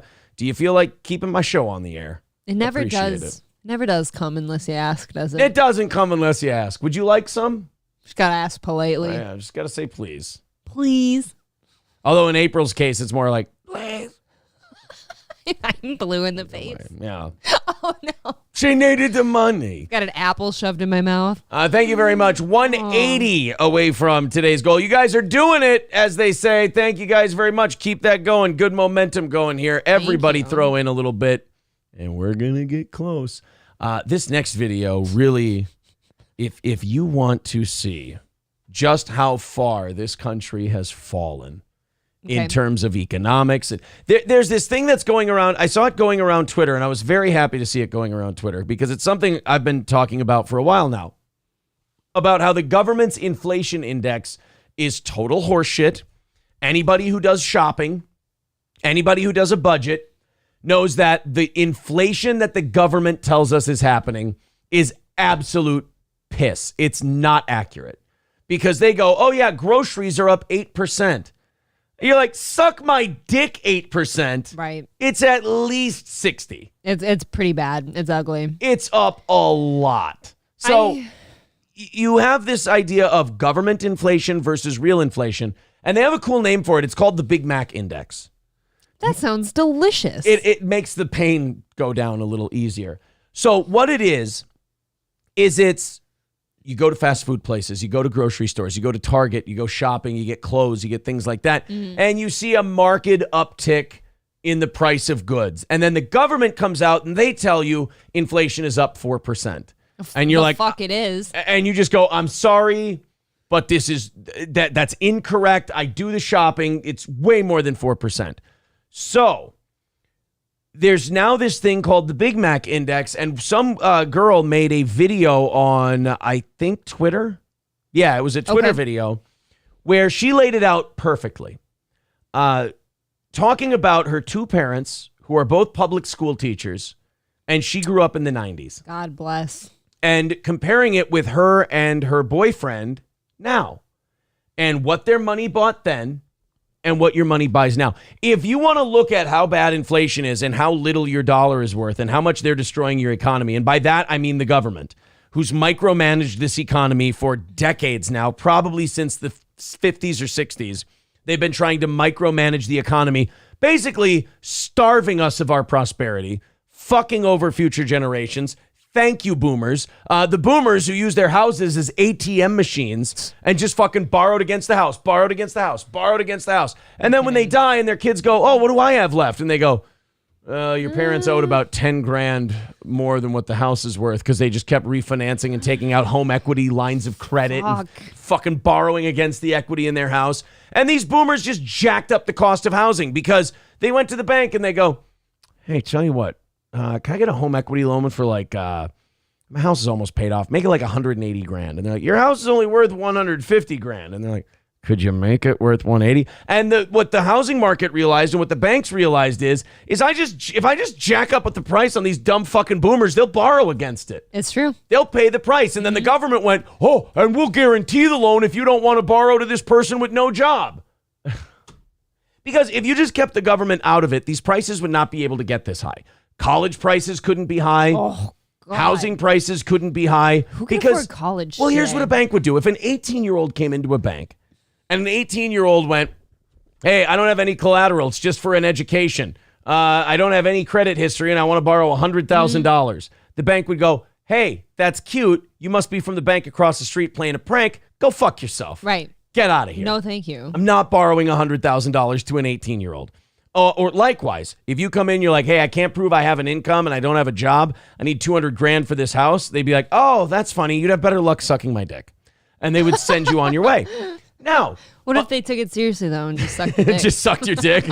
I didn't say you'd get the house. I'm desperate. What? I worked hard at that. Yeah. So what you'd have, simple economics dictates, if a bunch of people can't pay the price for a product, you can't charge that much for a product. Otherwise, the product's going to sit there. Agreed. So if the product is asses in college seats, and you go, this seat in this college was worth 100 grand over 4 years, and you go, oh, that's cool. You can say it's worth $9 million.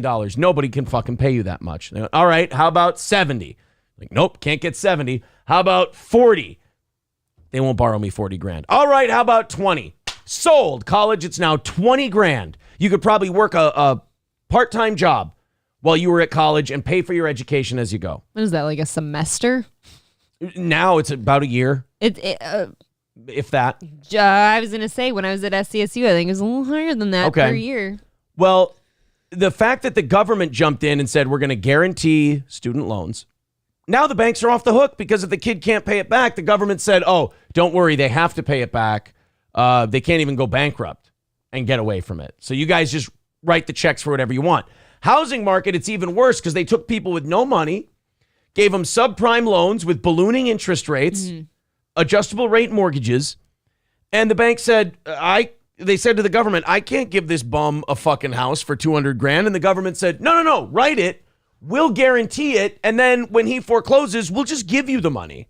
And the bank went, well, that's a sure thing. And the government went, sure as fuck is. Now we can jack up the cost of housing and we can make it look like the economy's going great. And then what happened? Disgusting. Nobody paid their fucking bills. Nobody. All the houses had to go back. The economy collapsed. Houses got cheap again for a while, but nobody had any money. And then we just reinflated the whole thing. And now we're watching the whole cycle come back around Right again. now, it's like good luck buying anything right now. Can't afford it. It's fucking brutal, man. It is really awful the way this whole thing's been run. So this girl made a video. Triple N renewing his membership for 14 months says Jews rock. Indeed. Yeah, God bless them. I want to get to some of your guys' thoughts before I play this girl's video because they're starting to pile up here.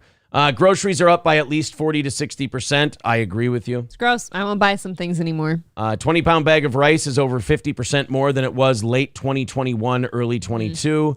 Gas is up 200%. Food out here maybe 60 to 80%.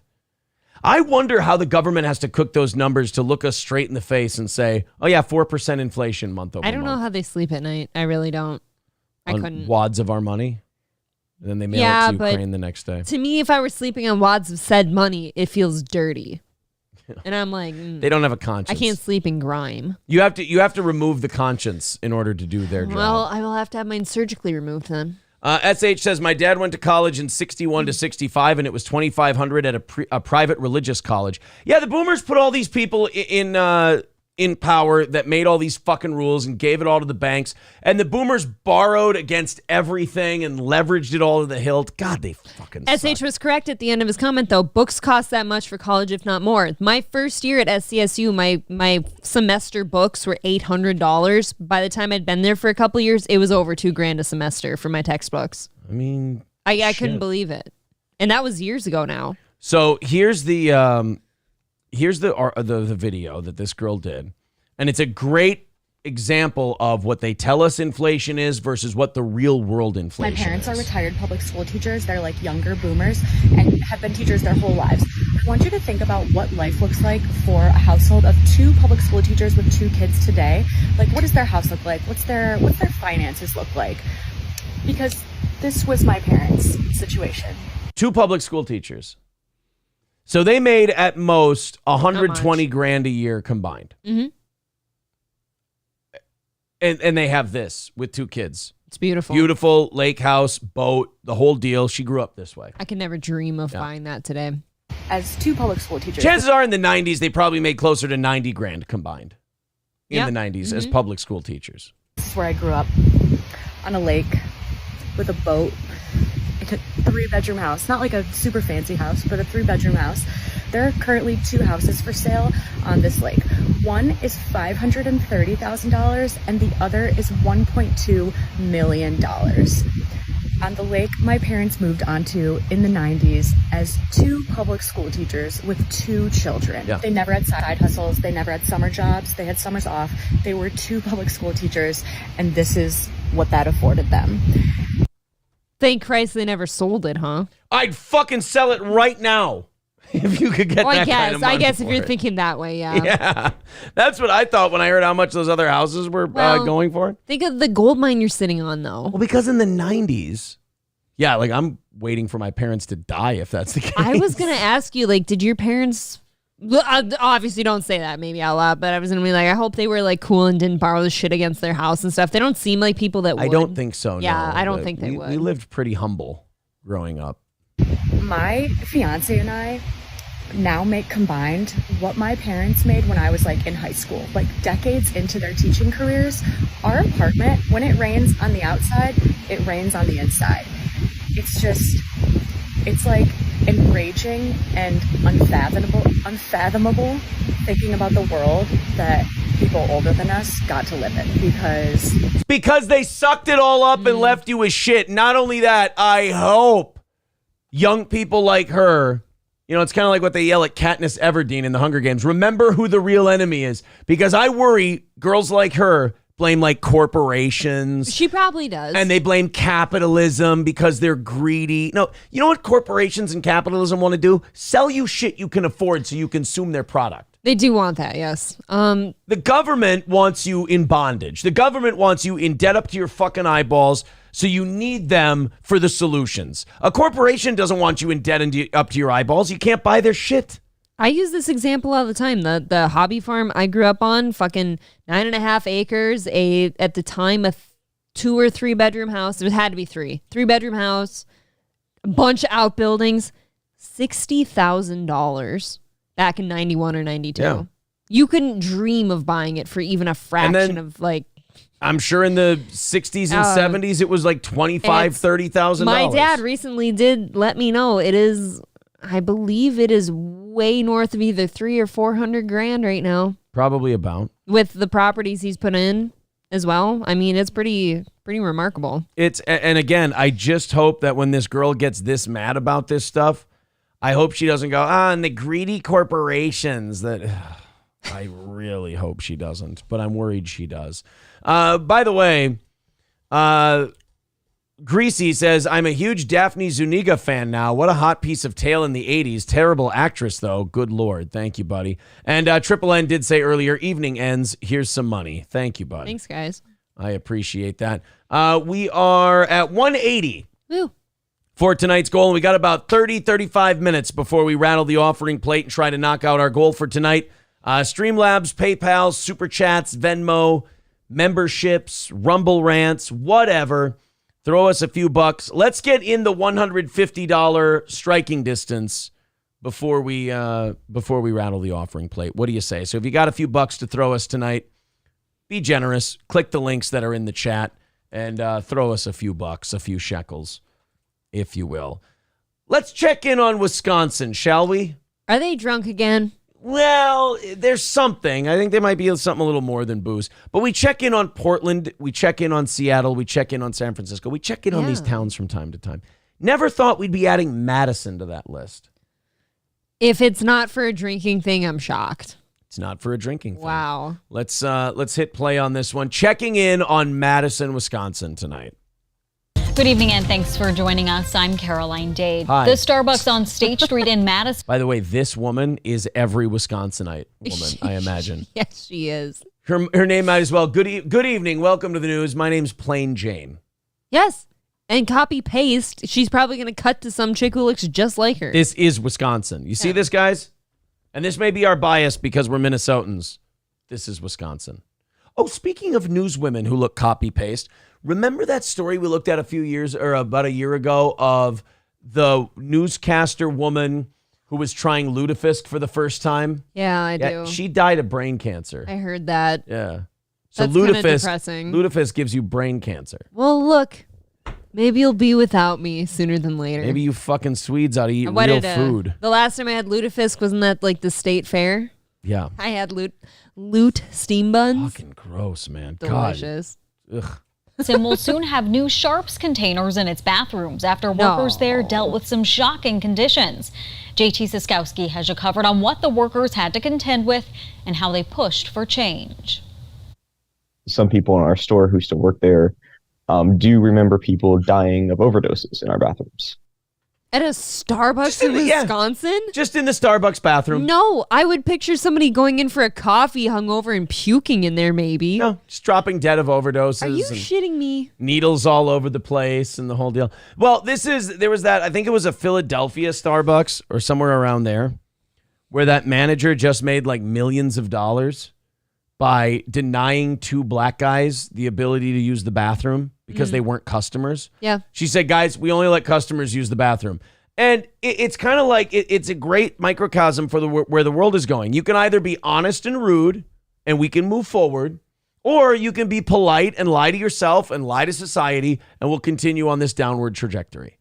Because the lie we tell ourselves is, well, it's right to be fair and just let people use the bathroom. Just be kind to everyone. The mean, honest, truthful, progressing and moving forward is, hey, some people are absolute pieces of human garbage. We should kick them the fuck out of their establishment. Let them know they're not welcome here because they're going to leave heroin needles all over our bathroom floor. Yeah, we can't do that. The society we're left with now is where everyone wants to do option A, so everyone's really nice and they lie, and then the rest of us go into the bathroom and we show them, we go, fucking see, I told you. This is what's going to happen. And they go, how could you be so mean? She's just go. I mean... one Starbucks manager decided to be honest and said, hey, you two, no, get the fuck out. Oh, come on, I'm doing business in here. The fuck, you buy a coffee, you can do business in here. Then you can use the bathroom. Buy a coffee, you can go take a shit. No, I'm not going to do that. This is racism. You know what you got to start saying? Racism. Fine, then it's racism. Fine. Okay, cool. You know, See, you got to go. You got to do the Owen Benjamin. Oh, you sound racist. Good. Yes, I am. See, but that would be my snotty response, and then my ass is getting beat.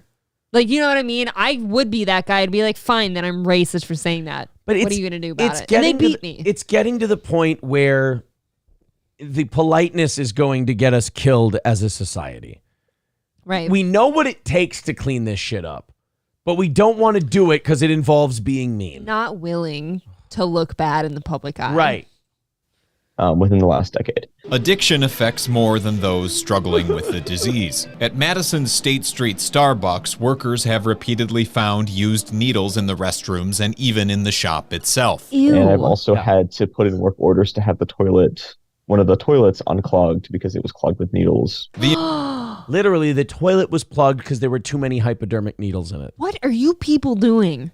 Shitloads of heroin, it seems like. If we can't have the Midwest be just pure and full of alcoholics and meth, what are we going to do? Right, like I'll settle for meth. I would too. If we could kick heroin and fent and all that shit out of here, I'd settle on meth. I'm ready to just get the shit to shoe level, for God's sake. God damn it. And I love how they say, addiction affects just those, more than just those with the illness. No. That's all it ever affects. The junkies don't give a shit. It's the rest of us who suffer. Yeah, you're right. It's never the person using because they don't give a shit. They don't give a shit. Employees claim that they have to regularly assist people who overdose. The Madison... Let them die. You're not supposed to sign up to work at a coffee shop to save overdosing people. Yeah, let them die. It's time to start letting them go. Oh my God. We'll clean this shit up a lot faster with apathy than we will with Narcan. It's just feeling a little too close to home for me. Fire department confirmed ambulances have responded to the location 6 times since the end of June. We're getting paid like $15 an hour to deal with this. The employees... Too much, by the way, but go ahead. Employees inside the store have pushed for change. And we have asked many, many times to have things like sharps containers just to make ourselves and the public safer. Because you know what the junkies are going to do? Use the sharps container. Deposit the needles in the sharps. You know, these junkies, this guy's hopeless too. This guy's part of the problem as far as I'm concerned. It'll keep the honest ones honest. Yeah, you know what you do? You have a new bathroom policy. Did you buy a coffee? Get the fuck out. Dude, I've walked into our local Starbucks before because I had to pee really bad. And I'm like, that one's got to be clean, right? And they're like, sorry, ma'am, you're going to have to buy something. I'm like, oh, fine, break my arm. Jesus, I have to buy a fucking coffee. Terrible. Wow. This week, management was handed a petition signed by 32 of the workers. Who all asked, we need these sharps containers. These are important to us. No, you need to kick people out of your store. And the company responded, telling the workers down here at the State Street Starbucks location that sharps containers will be installed. Great. And the workers are taking a lesson from this. Just like workers? Just like tampons in the men's bathroom. Just give that up too because, it's just a little thing. It doesn't matter. This shit piles up. But Aaron, the workers are taking a lesson from this. How about the lesson the workers should take is kick these fucking bums out of your store and make them somebody else's problem? Right. How about you stand up for your establishment? Don't you have pride at all? I think proves that collective action works. The company denies its decision. Fuck you, but you're sitting there. You might as well throw your own needles into the toilet, dude. You are part of the problem. You're not part of this grand solution that you think you are. I wanted to like him. I wanted him to be the guy that had a point. Why? Because he looked like Steve Conte? Yes, I've totally got a thing for Steve Conti, Aaron. I do. It's okay. Decision to install Sharps containers is a response to the petition. A spokesperson for Starbucks tells 27 News the containers were ordered 6 weeks ago and have been on back order. Which is funny because this has never been told to us, including when we delivered the petition. Shut up, you fucking snitch. If you hadn't let so many bums piss and shit all over your floor and leave needles all over the place, the company wouldn't have to do this shit. If you had half a ball, a quarter of a dick, and 3/10 of a brain, then maybe, just maybe, the company wouldn't have to do this in the first place, you failure. You know what else? If I were a customer here, I like coffee, whatever. If I were a customer there, I would not keep going there. People should not go to places where there's needles laying about and the workers won't But it's a young deal with it. urban college white population, so they give themselves fucking pats on the backs and brownie points for being oh so tolerant. But what they're tolerating is the decimation of Western civilization that much better men than them worked thousands of years to create. And they want to shit on it, piss on it, because all their commie fucking professors tell them to. And this is the end of America right here. Regardless of who initiated the change, Sharps containers are coming. In Madison, JT Siskowski, 27 News. It's a very Wisconsin Y'all name. don't understand how the Sharps container isn't the answer. Right. They're not going... I don't get that. Oh, man, if only these bums had Sharps containers, they'd use them. Oh. God, only if all these criminals had conceal and carry permits, I'm sure they wouldn't go around shooting people for no reason. Sorry. Rusty Grammer says, occult symbolism at its finest. Bonus points for the pentagram above her head. You know what? I'm ready to buy into all this shit, too. The pentagrams and the devil and it's all has something to do. I'm ready to believe it all. I'm watching a bunch of dumb dipshit, doe-eyed kids go, ooh, can we get Sharps boxes so the homeless people can have somewhere to put their... Why don't you just open your mouth and let them piss in it? Okay. No, I meant the workers at the thing and the homeless people. Well, thank you. I wasn't really into that. I needed to clarify, apparently. All right, Barry Bostwick says, I don't have sympathy for bums either. You can't. Look, I have sympathy for someone who just lost their job and they're like, fuck, I'm going to lose my house. I got to get my shit together. I got to do something. All the sympathy in the world for that person. But a bum who can't go to the goddamn shelter where there's plenty of beds because you got to be clean, you got to be off drugs and booze to be in there. It's too boring, right? I'm sorry, but... Huge difference between people who've fallen on hard times and bums. Well, you see, baby. Yes. Death hard time. That's different. The people Dusty Rhodes is talking about. I like those people. Mm-hmm. The people who look like Skinner from WWE, on the other hand. No thanks. Kane J says Aaron will believe in Jesus soon. Dude, this country needs Jesus. I'm not even a Christian. Oh my God. Listen to me. I'm not even a Christian. I'm like an agnostic, whatever. I'm nothing. I don't even want a word for it. I'm just nothing. But this country needs Christianity and God and Jesus and kids learning there's a big man in the sky who's going to punish you if you do bad shit. They need that fear. We need some of the morality that comes with it. So you're saying the God doesn't even need to exist, but the idea of it does to scare people straight. Big cosmic daddy who will give you a spanking. You up for the job, partner? No, I got to be. You want to be big cosmic daddy? I can't be real if I do that. Wait, what? Triple N says the same thing. We do, honestly. I'm not religious, but we need Jesus. That's exactly how I feel. You and I were driving down Division Street 2 years ago, and you saw two nicely dressed people walking down the street, and you're like, we just need more Jesus on Sundays and shit. People dressing nice and having some decorum. Yeah, people on Sunday dressing nice, going to a place where they can all hang out and have a nice time together and all that shit. Country needs Jesus. And which one's the one that said we need a little bit of the religion that says borrowing at an interest is a sin. Usury is a sin. I think that's Islam. Yeah, it's not. Islam does have some things to contribute, I think, to the conversation. I'm not going to lie. It's not that one. No, they have no problem with borrowing at interest. Are you kidding? It's their thing. That is weird to me. Aren't they religious? But it's their own thing. It's not fitting though. The pieces aren't, cohesive. Huge says all the pathetic slaves need a savior. Look, I'm sorry, Huge, but have you seen these people without one? It ain't going so hot. Postmodernism kind of sucks a fat dick. Kotad says Islam is based as fuck. It really is. It is odd that we're all kind of like, especially us Midwesterners, are kind of starting to come around to Islamic people and being like, hey, buddy, we kind of need you. Yeah. Could you do some of that scary shit that we were all worried about 20 years ago? They would have never pictured that. Yeah. Ever. Especially coming from where I came from. Fuck that. Pinboard says just don't lend them the pressure cooker. Okay, look, we're going to set up parameters. There's certain things the Christians don't get to touch, certain things the Muslims don't get to touch, but we'll encapsulate all of it between the two. Yeah. It'll be a division of labor. How's that? A division of loved. Yeah. Loved. All right, boys and girls, we are still 180 away from today's goal, and we are 20 minutes from rattling that pathetic offering plate and e-begging our way to keeping our show on the air. 180 away. If you can knock out, if you can throw us a couple of bucks, keep our show going. We'll do 30 minutes of overtime tonight if we knock out that 180. Tuesday is always the tough one for Steel Toe, but we got through the morning, hoping to get through the evening. Thank you to Mr. Q with $5. Thank you. And thank you to Von Kaiser. Says, he says, it's today, Jimmy Shaker Day. But he throws us $25 while he does it, which is totally fine with me. Well, damn. You know what that means, boys and girls? Striking distance. Woo. 150 away. You guys are really, really close. Everybody get in there. Throw a little something in. Let's make magic happen tonight and get through our toughest day of the week. Fucking Tuesday. Ugh. Why is it Tuesdays? It's just a middle of the week thing. We've missed, I went back and looked. We've missed 3 goals in the last 5 months. And they're all Tuesdays? Every single one of them. That doesn't make sense to 2 me. Tuesday mornings and 1 Tuesday evening.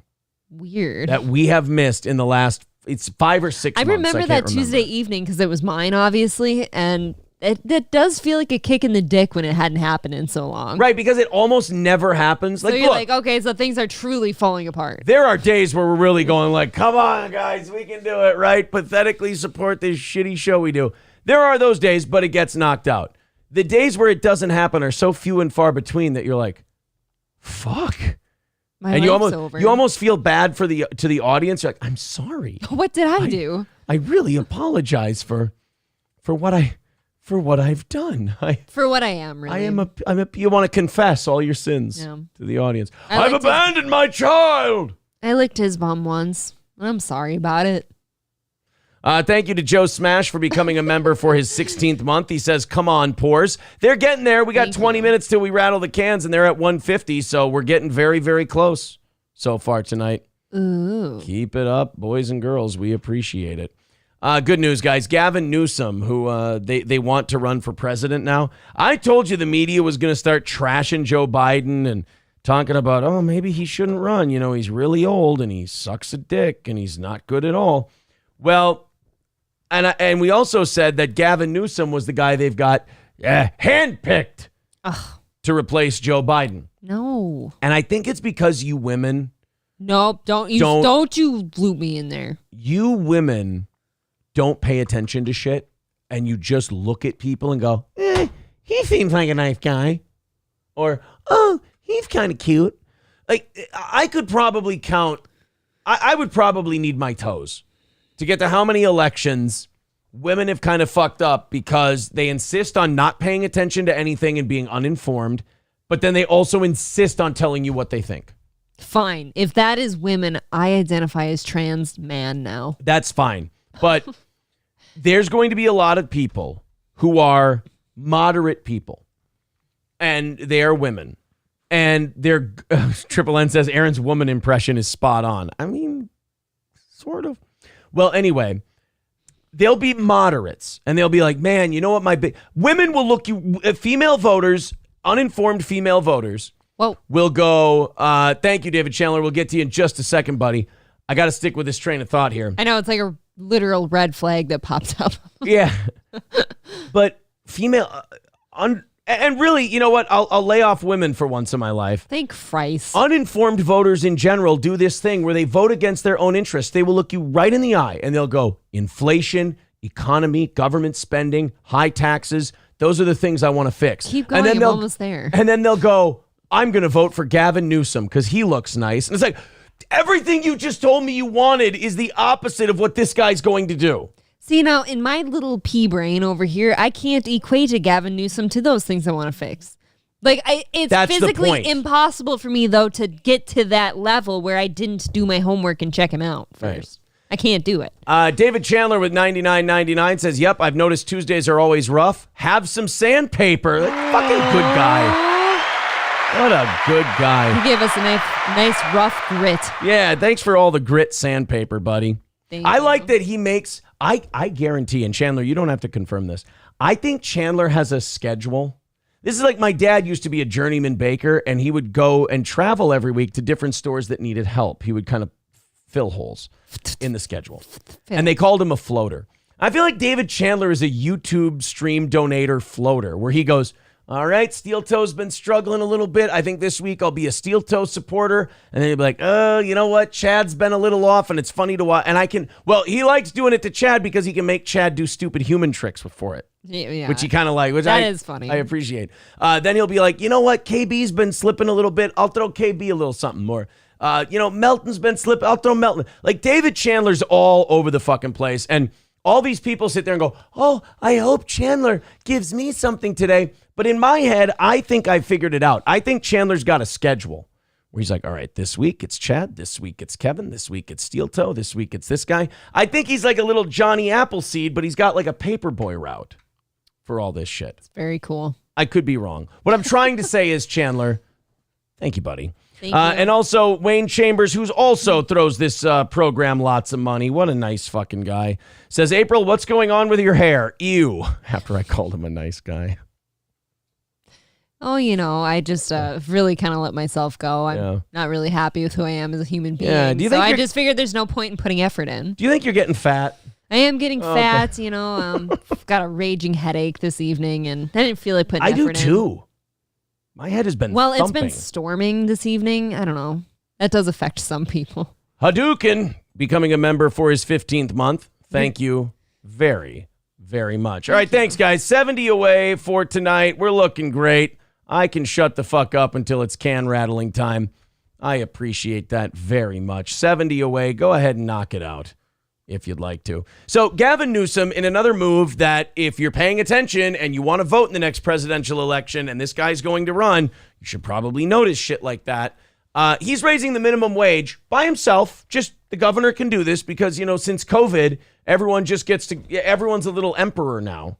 I don't like that. No, it's wonderful. Let's vote. Yeah, we just kind of let it happen. Yeah. It's fine. Legendary Side Effect says Chandler should be permanent VIP. Well, every VIP is a permanent VIP. You don't have to not renew. a fee. Yeah, just put you in all the drawings and all that shit. Gavin Newsom is raising the minimum wage to $20 per hour for fast food workers.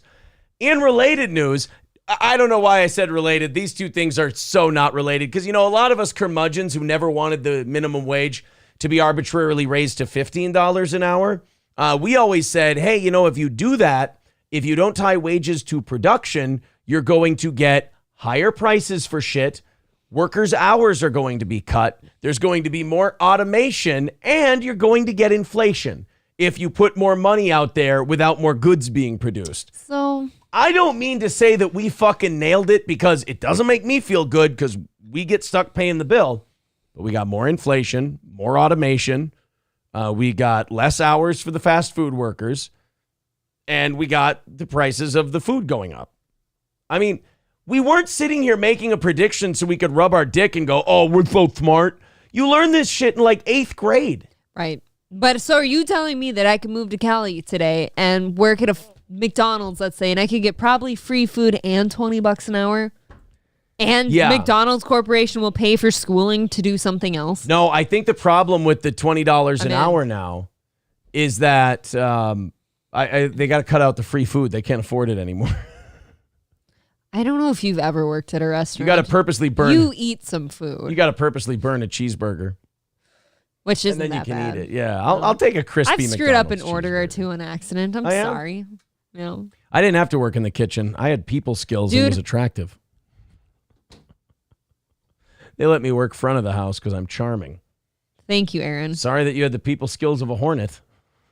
I did grow up in a barn, Yeah, and you were kicked in the head by a horse. Speaking of hornets, do you want to know something epically disgusting. Does it have I saw anything to today. do with what we're doing on the show right now? Just that you said hornets. Okay. I watched a video on Facebook today of somebody removing a long, stringy parasite from a hornet's body today. Like it pulled out of like its sheath. It was the most disgusting, troubling thing I've ever seen in my life, and I think you should all have to watch it too and go to bed thinking about it. Okay, relate that to what we were doing today, and we'll be just fine. You said hornet. Okay. So it was a Parasites on the economy. Gavin Newsome. There you go. Does that work? That's fine. We need to extract him from our bodices. I understand. You know what? That works. Thank you. Steel Toe out of context says, be prepared for a $10 hamburger at McDonald's and Burger King. You know what the worst part about all this shit is? I don't think Gavin Newsome is a dumb enough guy to think this is a good idea. This is the worst part You is think he's doing this? everything during COVID, when you had that eureka moment where you went, oh my God, all my conspiracy friends were right. They're just doing this shit on purpose. They're trying to fuck up because their masters told them to fuck shit up and will make you rich while the rest of the country rots from the inside out. So you keep saying that voters for Gavin Newsome are like women who find him attractive. What does he look like? Is he indeed attractive? You've seen Gavin Newsome before. That guy. I wouldn't vote for him because I think he's hot. Well, that guy's pretty he's fucking getting up mid. there. He's getting up there. Look, I'm into older dudes. All right, him or Chris Christie. Exactly. That's my point. Him or Vivek Ramaswamy. Answer your right or your dad's never talking to you again. One of them's paying the McDonald's workers, the other one's eating it. Yeah, the other one's the reason the food's so expensive. Fucking Christie. Do people like Christie's kind of catching wind with some people though? He's breaking it too. Apparently he was really funny. I can do Chris Christie fat jokes all day. Actually, his younger brother, he's thinking of making him his running mate. Oh yeah, what's his name? Patrick Melton. That's just mean. That's You're really right. Mean. You know what? I apologize to Chris Christie. You should. You're not that Hurtful. fat. You're not that fat. Or that obnoxious, ironically. That's true, yeah. Chris Christie closes down beaches. Patrick Melton gets stuck on them. It's not nice. It's not nice. Guys, don't bully people. No. I'm a bully. Mark Stevens says, I don't eat at restaurants. Like Black Earl, I don't like black people touching my food. Hey. God. Jesus Christ. There were no black people in my restaurant I worked at. It was in Litchfield, Minnesota. You could have stopped at there were no black people. There's just no black people. I'd take Chris Christie. He's going to kick sooner. Yeah, like, what's his name in California? Gavin Newsome knows that the shit he's doing doesn't work. Like, he knows the minimum wage at $20 is not going to work, and it's going to cause serious problems for McDonald's. So the thing I have to settle on is, what does this guy gain from purposely fucking up this bad? Because dependence. Yeah, I mean, dependence, yes. And then then the government gets more money, it gets more power. That's and it has to say, hey, if you don't give us this more money and more power, look at all the people that'll starve. And somebody's probably paying him handsomely to do so.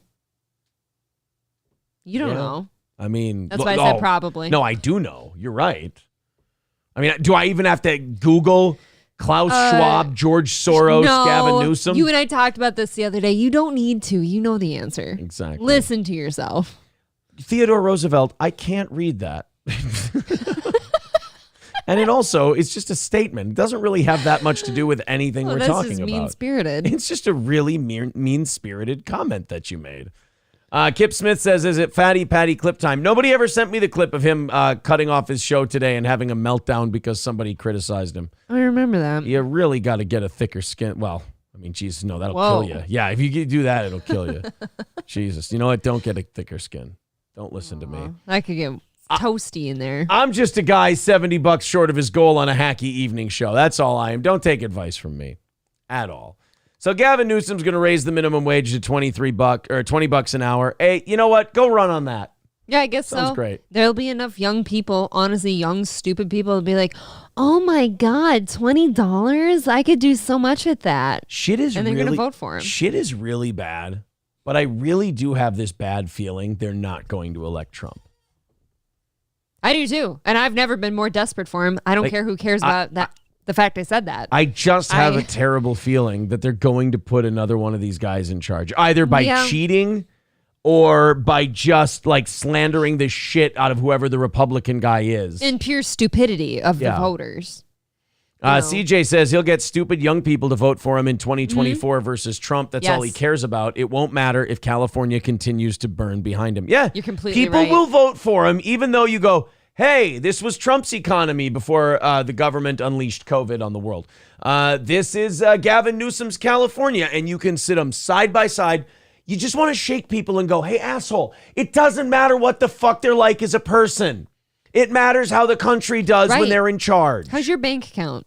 Right. You don't How's give your a fuck. grocery bill? I hear him say bad things about Muslims. You don't even fucking know any Muslims, and the ones you do know are very cafeteria Muslims. Oh, so stop God. it. He fucked a porn star once. Jesus Christ. Yeah, quit listing his Do you know what I would take right now over the bills I have to pay for groceries and fucking gas? Being grabbed by the pussy, or even said to have been.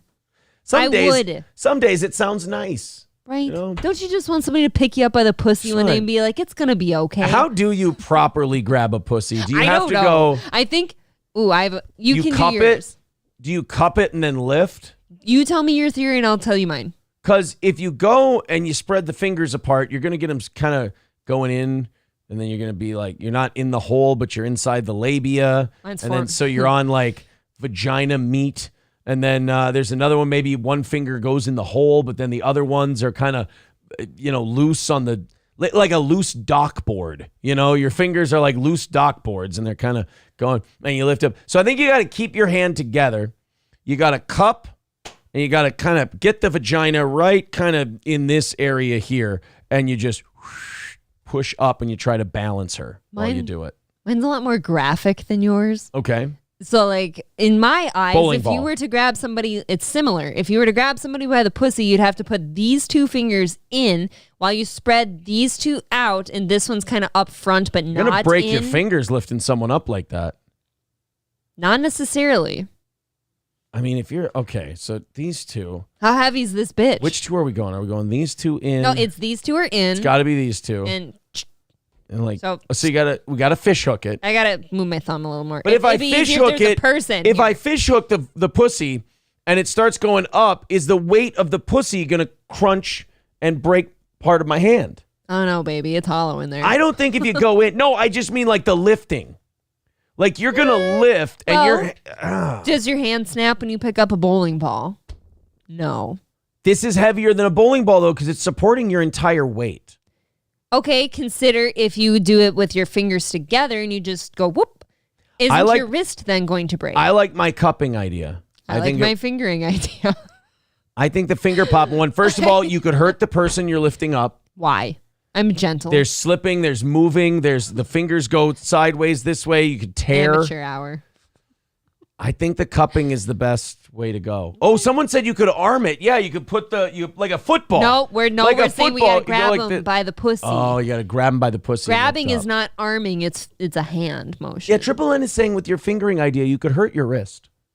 If you're not with the cupping? No, because the cupping, the wrist is going to be underneath with the rest of the Well, then it seems like region. cheating, doesn't it? No, it's You're using just- your wrist. I don't think so. Can we wear a wrist brace? It seems a little cheap. Triple N with a good point. He says, I think fist. Yeah. Just fist it? Yeah, just go fist. But you're going to have to turn the fist like this because you don't want to like puncture kidneys and shit when you're lifting upward. Do you men really think you're going to get a kidney when you're in there? It's more of a joke, but I mean, you could hurt something. Just yank an ovary. You could cause cervix Pull my problems. other one out. Do it. All kinds of My issues. shit's already tilted weird. I've been told that. Do you know that? Well, that's because I was in there with a miner's helmet. And I was like, you know what? The foundation of this looks creaky. Gazpacho Jones with $5 says, pick up drunk chick like a 6-pack of beer. That's how you grab the poonan, I tell you what. Oh, sorry, Gazpacho Jones. I got to do the voice with it. I'm sorry. I don't hate his idea. Rupert with $4.99 says, April's right, but you lift with the forearm like a curl. There you go. Oh, yeah. See? Okay, a couple of 350s there. We take home 350 of each one of those. 65 leaning towards 60. So we're getting close. Thank you. $65 away. You know what? It's time to fire up the music and knock out our goal tonight. Don't feel like it. Guys, we've only got 60. Oh, wait, we got way less than that. Hold on a minute. We're not playing the music today. I have a headache. Bandit with $20. Wow, says thank Bandit you. monthly dues. We got Von Kaiser says just play Stone Cold E.T. All right, $10 there. Thank so you. that's 30. We're only 30 away. And then? Jen, I think that's an order, though. I think she just bought a T-shirt. Oh. So that's 10, I believe. We take 10 from a T-shirt. I've always told you we don't make jack shit on T-shirts. Well, 25. I think it costs 12 for us to have the T-shirt made. And then at least 3 to ship. If it's a T-shirt, it's $4.50 to ship. All right, we'll take 10 out of that. All right. Sound good? So we got 20, 30, 40 coming off. So we got 25 away. Don't play the music. I have such a headache You guys want to play Stone Cold ET for that guy and hit the goal that way? Don't look at me. All right, guys. $25 away from knocking it out tonight. You guys go ahead and hammer it out. Von Kaiser wants Stone Cold ET. So let's give him some Stone Cold ET. Oh, he did a new one in 2013 or 2023? I hope not. Should we see new Stone Cold ET? All right. Oh, hell yeah. This is Stone Cold ET. And I just want to let He's got a spatula and tongs this time. He's shirtless. Stone Cold ET's doing a cookout. You guys know they have a new TV show on NBC Family called Cooking with Stone Cold ET, where I beat Chef Ramsay's ass. He wants to yell at Stone Cold ET. Bam! I drop him with a damn Stone Cold stunner and whoop his ass and walk it drive. Oh, hell yeah! Oh, yeah, here we go! Yeah, come on. You guys see my friends? Your friends? This is little Timmy, and that's little Jimmy. You are mental. I seen the dude on the right. Yeah, they work here, right?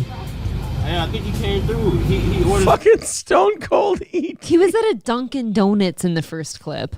Yeah, Stone Cold ET gets around. I really do have to question this guy's mental stability, though. Oh, you mean the guy who drives around in an ET mask pretending to be Stone Cold the alien and pours Reese's Pieces into his eyeballs? You're questioning that man's sanity? You can't be around this person. These people are in danger. It's very judgmental of old Stone Cold ET. It sure is of him. Yeah, you ordered some food. They're cool guys, but I feel sorry for them because their arms are stuck like that and they can't take a damn piss. Give me a, oh, hell yeah. He's going to autograph a Stone Cold ET picture for him. I don't. This is so damn good. Glasses are hurting my ears. I'm starting to think this Stone Cold ET might be retarded. What? Yeah. Just a theory that I have. I don't know why you'd say that. He seems a little off. That's all.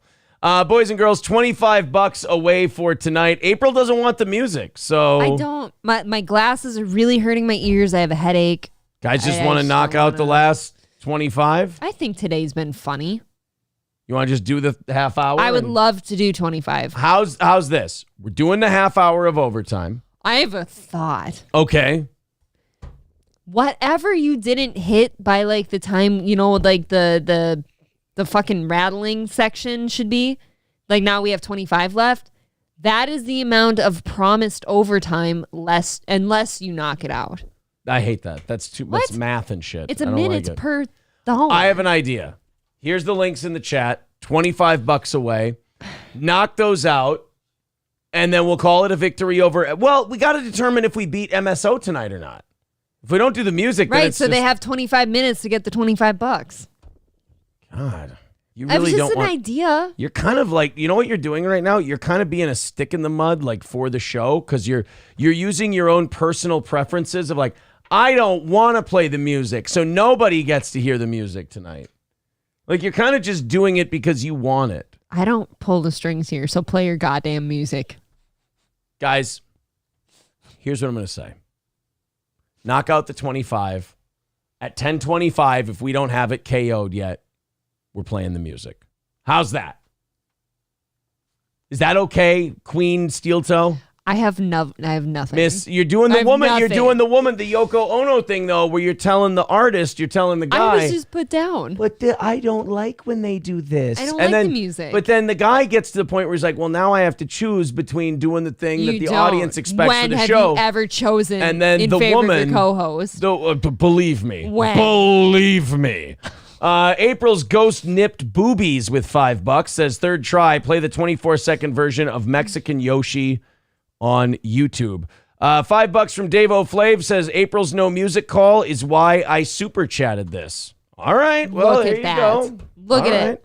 $3.50 and $3.50. We're on we're on the $15 side at $20 left. Holy crap. Boys and girls. There you go. Do you have to play a Mexican Yoshi now? Yes, I have to play Mexican. Is that just Gordy? Mexican Yoshi. Let's check this out. Latin. I'm guessing this is it. It's the ending that gets me. What's up, fuckers? Hey. I'm assuming you ain't never seen a Mexican Yoshi before. It's a family channel. Check it out. Shut up. We got Cube with Mario. What? Dominica Luigi. Mamá huevo, mira mi plátano, papi. Making mofongo. Do not mess with us Latinos. Motherfucker! I'm illegal. Oh my. I hate the guy. Whoever that guy is fucking doing that. What's up, fuckers? I'm assuming you ain't never seen a Mexican Yoshi before. I hate this. Check it out. We got Cube with Mario. Okay, so we just saw that. All right, well, that's... Is that what they do? Is that it? Is that Mexican Yoshi? Did I do it right? Did I do the Mexican Yoshi thing correctly? Did he do the thing? I just want to make sure I do the damn thing. That's all. Who are you, Joanna Gaines? Legendary Side Effect says, oh my God, dude, you're watching this shit. Rusty Grammar says, Aaron, you never played my 1-minute clip that Zen Rhino sent me Monday. All right. $9.99 from Ben Hollinger says, FMSO, the 1% wins. It's the 2.4%, but yes. Thank you. Phage Lives with $9.99 says, love the glasses, April. You love them because they cause me pain, right? Is that what it is? All right. It's when these headphones are on them, they're like pushing into my skull, and it's killing me. How don't yours hurt? I don't know. How? Sorry. The goal's been hit. Thank you, Wayne Chambers. $5 says, April, your bad hair is stopping you from having a good idea. Stop, lady. He paid for it. He could have a point. He gets to say that. He could have a point. You might be. Maybe I should just dye it black or shave it. Who knows? Hey, there you go, guys. You guys got it all knocked out before 9 o'clock. How about that? Thank you, guys. You knocked it out without the music. Well, how's that? Look at that. There you go. All right, so half hour of overtime. Anything you guys contribute during overtime here is going to go toward tomorrow morning, which when you knock out the Tuesday evening goal, it feels like we're over the hump. That's what Tuesday feels like to me. I'm like, over the hump. We did it. Wow. See, I don't feel like that till Wednesday. Much better. Till Wednesday evening show's over. Because then you only have, and like Rumble Clip Friday that's an easy one, right? Thank you very much to Yule Gibbons. He says $10 FMSO hype train. Oh my God, are we doing a $10 hype train? That would be very cool. Thank you. I'd love that. Marble Arms with $5. Thank you guys very much. You're 10 into tomorrow. Nice. Thank you, everybody. So now, this is a story we meant to do this morning. It is about a Muslim Chipotle worker who is accusing her manager of de-hijabing her in front of everybody. Now, that's not cool. But okay, you're right. If this happened, it's not cool. Right. Don't touch my hijab. I have a theory. And look, I used to be way more Islamophobic than I am now. Like when I was on radio and say like the stabbing happened at Crossroads Mall, like I was on the radio saying some pretty wild shit. My brother was there at the time. I was worried. I've calmed down in my old age.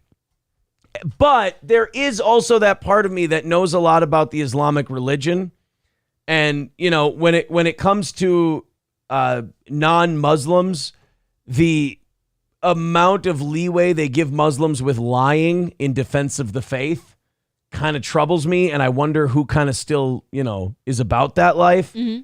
Because I see a lot of, like, over the last 20 years, I've seen a lot of quote unquote Muslim hate crimes, or, you know, they did this with my hijab, or they discriminated against me because of this, that have been not just exaggerations or misunderstandings, but just flat out lies to make the place look bad. Do you remember Clock Boy? You don't remember Clock Boy? I don't think I remember Clock Boy. Our audience probably remembers Clock Boy. Clock Boy was this Muslim kid who had parents that were like tied in with lawyers and had filed a lot of lawsuits about Islamophobia and shit. And the kid made what he said was a he made a clock. And he wanted to be an inventor. This poor little kid just wanted to be an inventor. And he made this clock and he brought it to school. And when the teacher saw that this Muslim kid had brought a clock to school, the teacher thought it was a bomb and sent him to the office, and the parents went nuts. It's Islamophobia. We're going to sue the school. Oh, yeah. The truth came out later. The kid was making jokes about it being a bomb and going tick, tick, tick, tick, tick, tick, tick. And he was opening the inside of the clock, and it was wired all goofy, and it looked fucking scary. And the teacher went, I'm sending you to the principal's office. You got to explain this shit to him. Had nothing to do with him being a Muslim, had nothing to do with discrimination. It was just the kid was fucking around. Dude, if I was caught with that, I'm in trouble. $2 from Alex with $2 says, always sunny in Philly, Max move. There you go. Thank you, sir. Thank you, sir. I appreciate that. Yeah, it looked like a bomb. The kid got to meet Obama. Obama was like, oh, this is a terrible sign of Islamophobia in our culture, and we need to treat Muslims better. And then I don't know what it is with our, like, the general society today of just believing people on shit no matter how many times we've been burned, and then seeing the picture later and going, oops, fucked that up. It's the Chris Benoit effect. After Chris Benoit was found dead in his Atlanta home, the WWE, it was Monday that he was found dead at his home. Yeah. The WWE that night canceled their live Monday Night Raw. As you should. And ran, I don't know if you even know this. I was a wrestling fan at the time, so I know this. I was at my cousin's house watching it, as I did every Monday, because Litchfield's fucking boring. My family lived 40 minutes away in St. Cloud, so I drive out there Monday nights for something to do, have a few beers, and watch Monday Night Raw. You would have wanted to fuck me then, but you were too young. Oh, so God. I was there the night. Oh, no. It was back when my cousin lived at my grandma's old house, and he had converted my grandpa's shop into like... Here in town, right? Over there, that way. There was a pool table in the garage, the big TV, a ping pong table, a dartboard. It was fucking fun, man. And we played darts and pool during the women's matches. So the WWE canceled their live Raw and ran a 2-hour tribute show to Chris Benoit. His greatest matches, the other wrestlers talking about how much they love him, what a great friend he was, what a great coworker he was, what a great guy he was.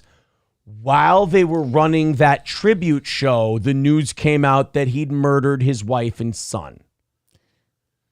I feel like we need some traction here. All the WWE did was learned that he was dead. They just learned Benoit was dead, and they went, well, clearly, tribute show. And then, like, halfway through the tribute show, the news broke, oh, by the way, he murdered his wife and child. How alarming would that be? Like, if you're the one who clicked play on the tribute show. Yeah. And then it's like, oh, and you can't stop it halfway through. Oh, yeah, you can. No, That's called an emergency interruption. What are you going to air? It's USA Network. It's not your TV network. Pretty pink poodles for all I fucking care. Well...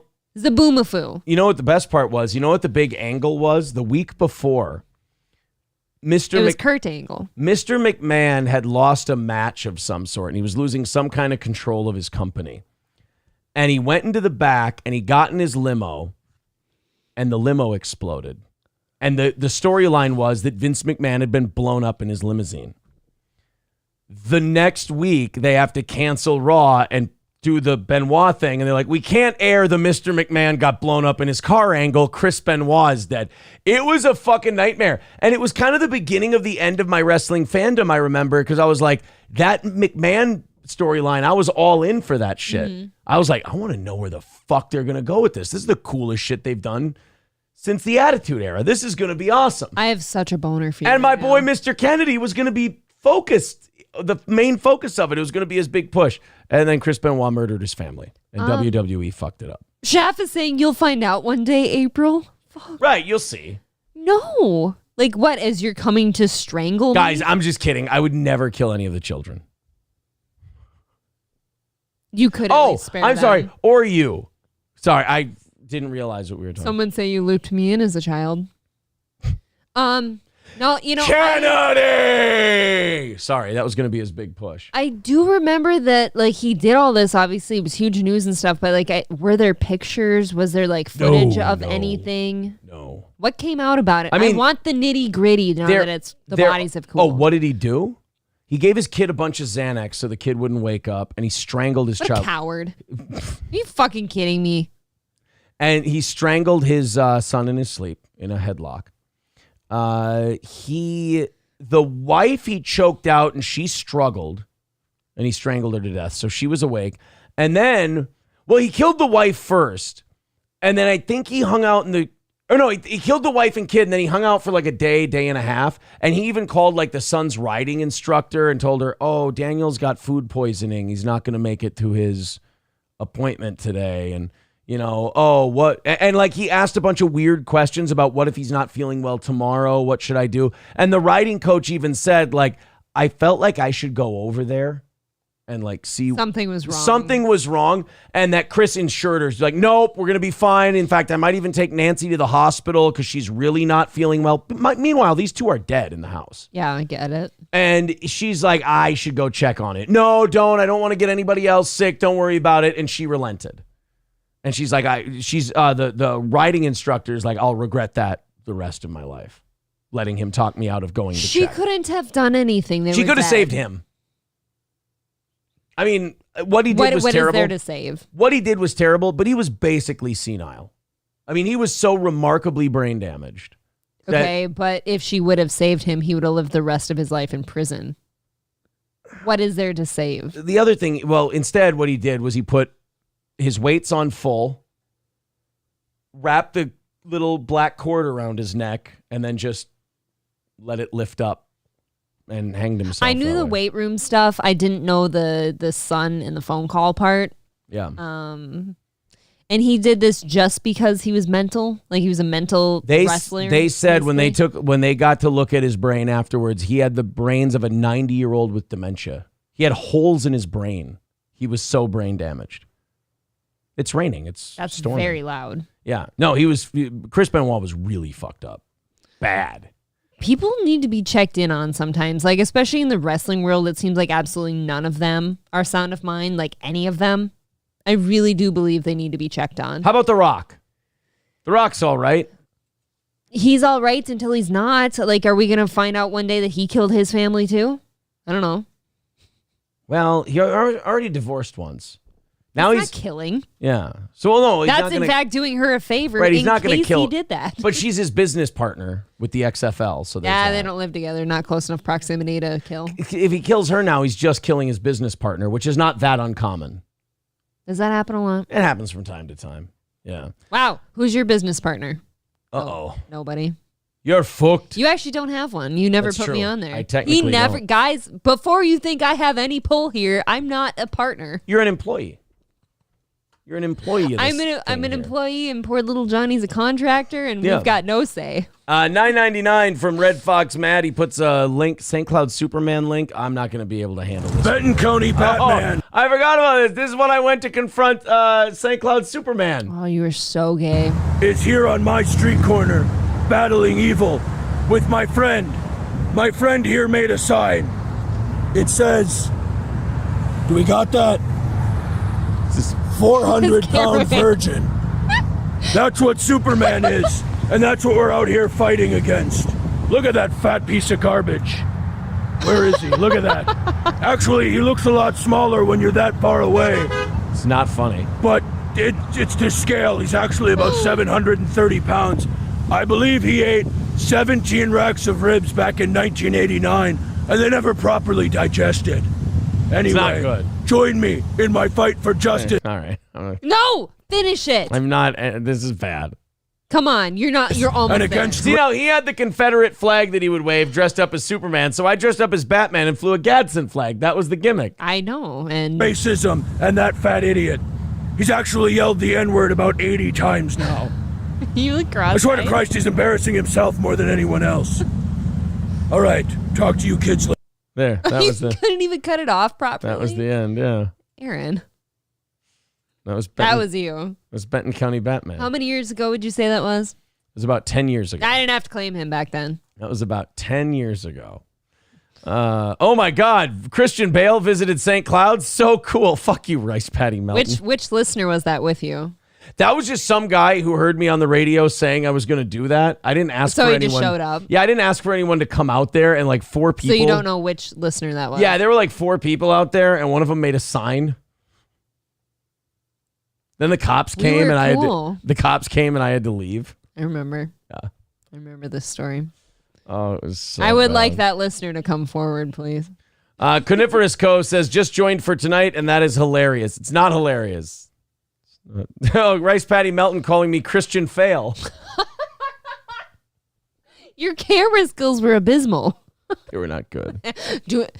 I like how you stop. You're trying to get the 400-pound virgin sign in your camera range. Yeah. You're like, do we got it? No.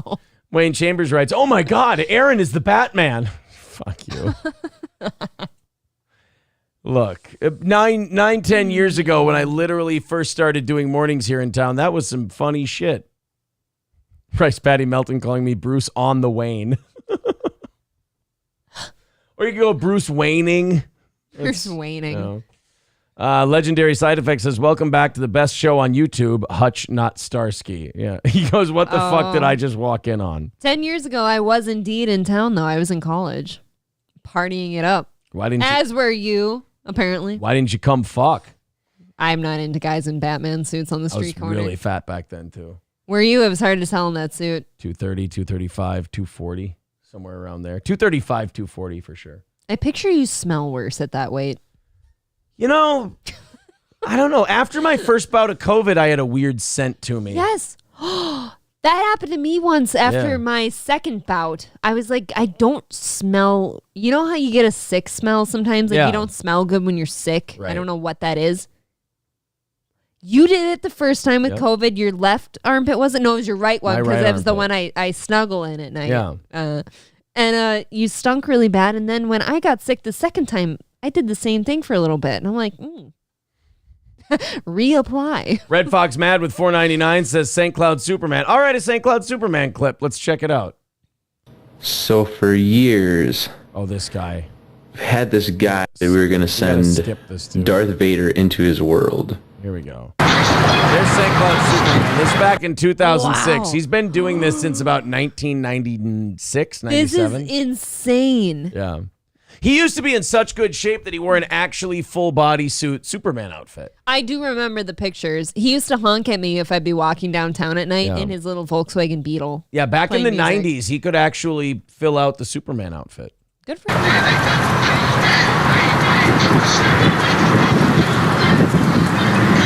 So yeah, he used to just stand outside the Dairy Queen and with an American flag and just stand there and people would honk at him. I do have a question. Then it turned into a Confederate flag and he started yelling the N-word at people. And then it was fuck Joe Biden. Yeah. Now he just runs around with a shitload of Trump flags on his truck. And the kids like it. The kids love him. So yeah, he just used to stand there. This is what he would do. Oh, and he would air hump. Remember, he would do the air humping. Yeah, he would air thrusting. Yeah. So these guys sent Darth Vader to him.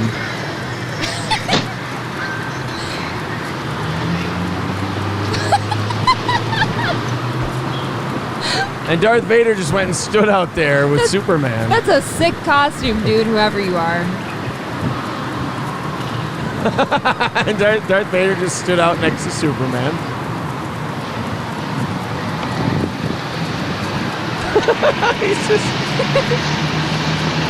He asks, "Are you patriotic?" And Vader remains silent.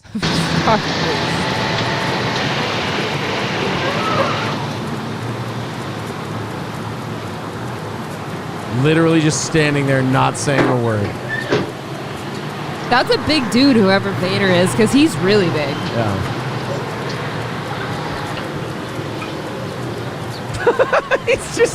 It's so stupid. He does make a move here eventually. Right. Has to. Look at his tan lines. Like his tank is slipping and you can see where his white line is. Wait for Vader to make his move.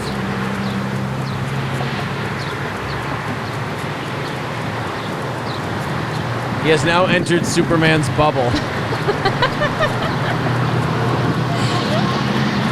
So he's just standing there. Superman tries to communicate. Vader is not having it. This must be like a fever dream for the customers. Yeah. People are actually leaving the DQ parking lot. Or the drive-thru. What does Superman do so that he can afford to do this every day? Disability. Okay. That must have been one hell of a disability, man. Mental retardation.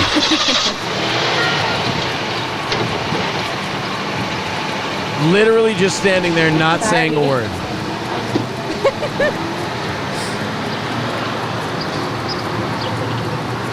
There's 2 minutes of this left.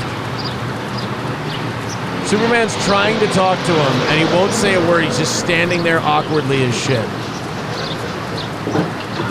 More people should have joined. 10 minutes. So this is now 10 minutes later. Darth Vader has not said a word. Okay. And he's been standing there for 10 minutes.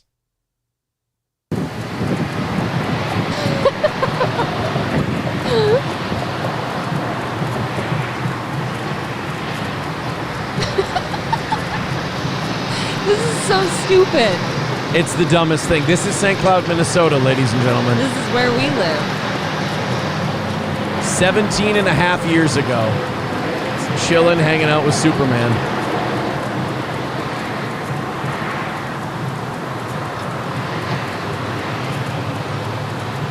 He's gonna make his move any second now. How do you not laugh if you're Vader? There he goes. He stole his flag and he ran off. Darth Vader stood there for about 15 minutes with Superman, and then he took his flag. He moved so quickly. Yep. And he's got the Vader helmet, but he's got his American flag is gone. So now he crosses the street.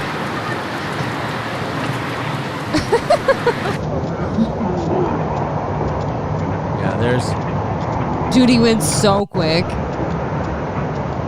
And that was it. That was Darth Vader going after St. Cloud Superman. The beefs we get in here. And all that from talking about Chris Benoit. Did I tell you yesterday when I was bringing the kids back that I drove past Lincoln Center? And got a good glance at it. How's it going?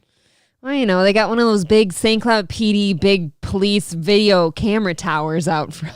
Of course they do. There was a couple stragglers out front hanging out, but, you know, looked like a classy joint. It looked like a classy joint. The Lincoln Center. Yes, it was a classy joint. The creatures of Lincoln Center. All right. We talked about Bomb Boy. We talked about Chris Benoit and Mr. McMahon and St. Cloud Superman. We got all the way back around.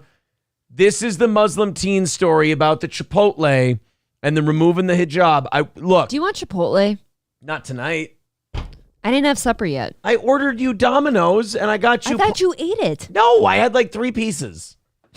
I didn't see it on the counter. And then I got you a bunch of Parmesan. I didn't see it on the counter, and I thought you went outside to throw the box away. I put it in the fridge. I also got 16 Parmesan bread bites for you. I don't know if I needed 16. With garlic dipping sauce. Ooh, does that sound... I don't know. Have I had those before? I usually get the cinnamon ones. But you like the Parmesan ones. We've had them one time before. I don't believe you. You enjoyed them. I'm telling you. I think you threw them away. Go check when the show's over. I will prove it to you. So this, look, I don't mean to be a conspiracy theorist on this, but I am skeptical that this woman is telling the truth about what happened at this Chipotle. Let's hit play. We can all analyze it together. A local Muslim teenager says what happened to her was wrong. She's speaking out about a manager ripping off a hijab off her head as a joke. This happened recently at a local Chipotle restaurant. Here's our investigative reporter, Angie Raccono. How slow is the news going in your community? I don't know. That some guy played a shitty workplace prank on one of the employees, and now that's front page news. And again, all because it can cause religious and racial division, and people will click on racial and religious division, and we'll divide ourselves further, and the news gets exactly what they want. And then when you confront them on that, they turn into chicks and go, what? I don't know what you're talking about. I remember what it's like to work at a big factory with a lot of dudes. You hear a lot of real racist jokes and everything. Can you imagine if even one of them were turned in?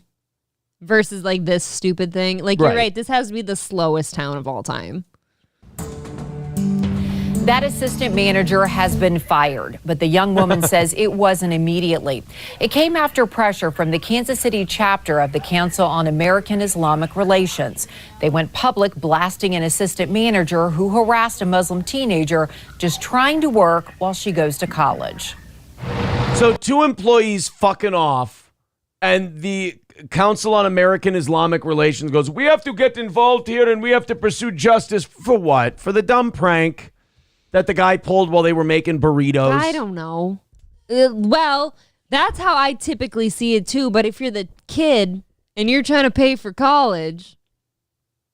Well, that's true. Yeah. You know, that's a nice little lawsuit. Never let a good tragedy go to waste. That's exactly what it is. Kara's like, we'll ask that Chipotle. We won't I'm not for that angle. Yeah.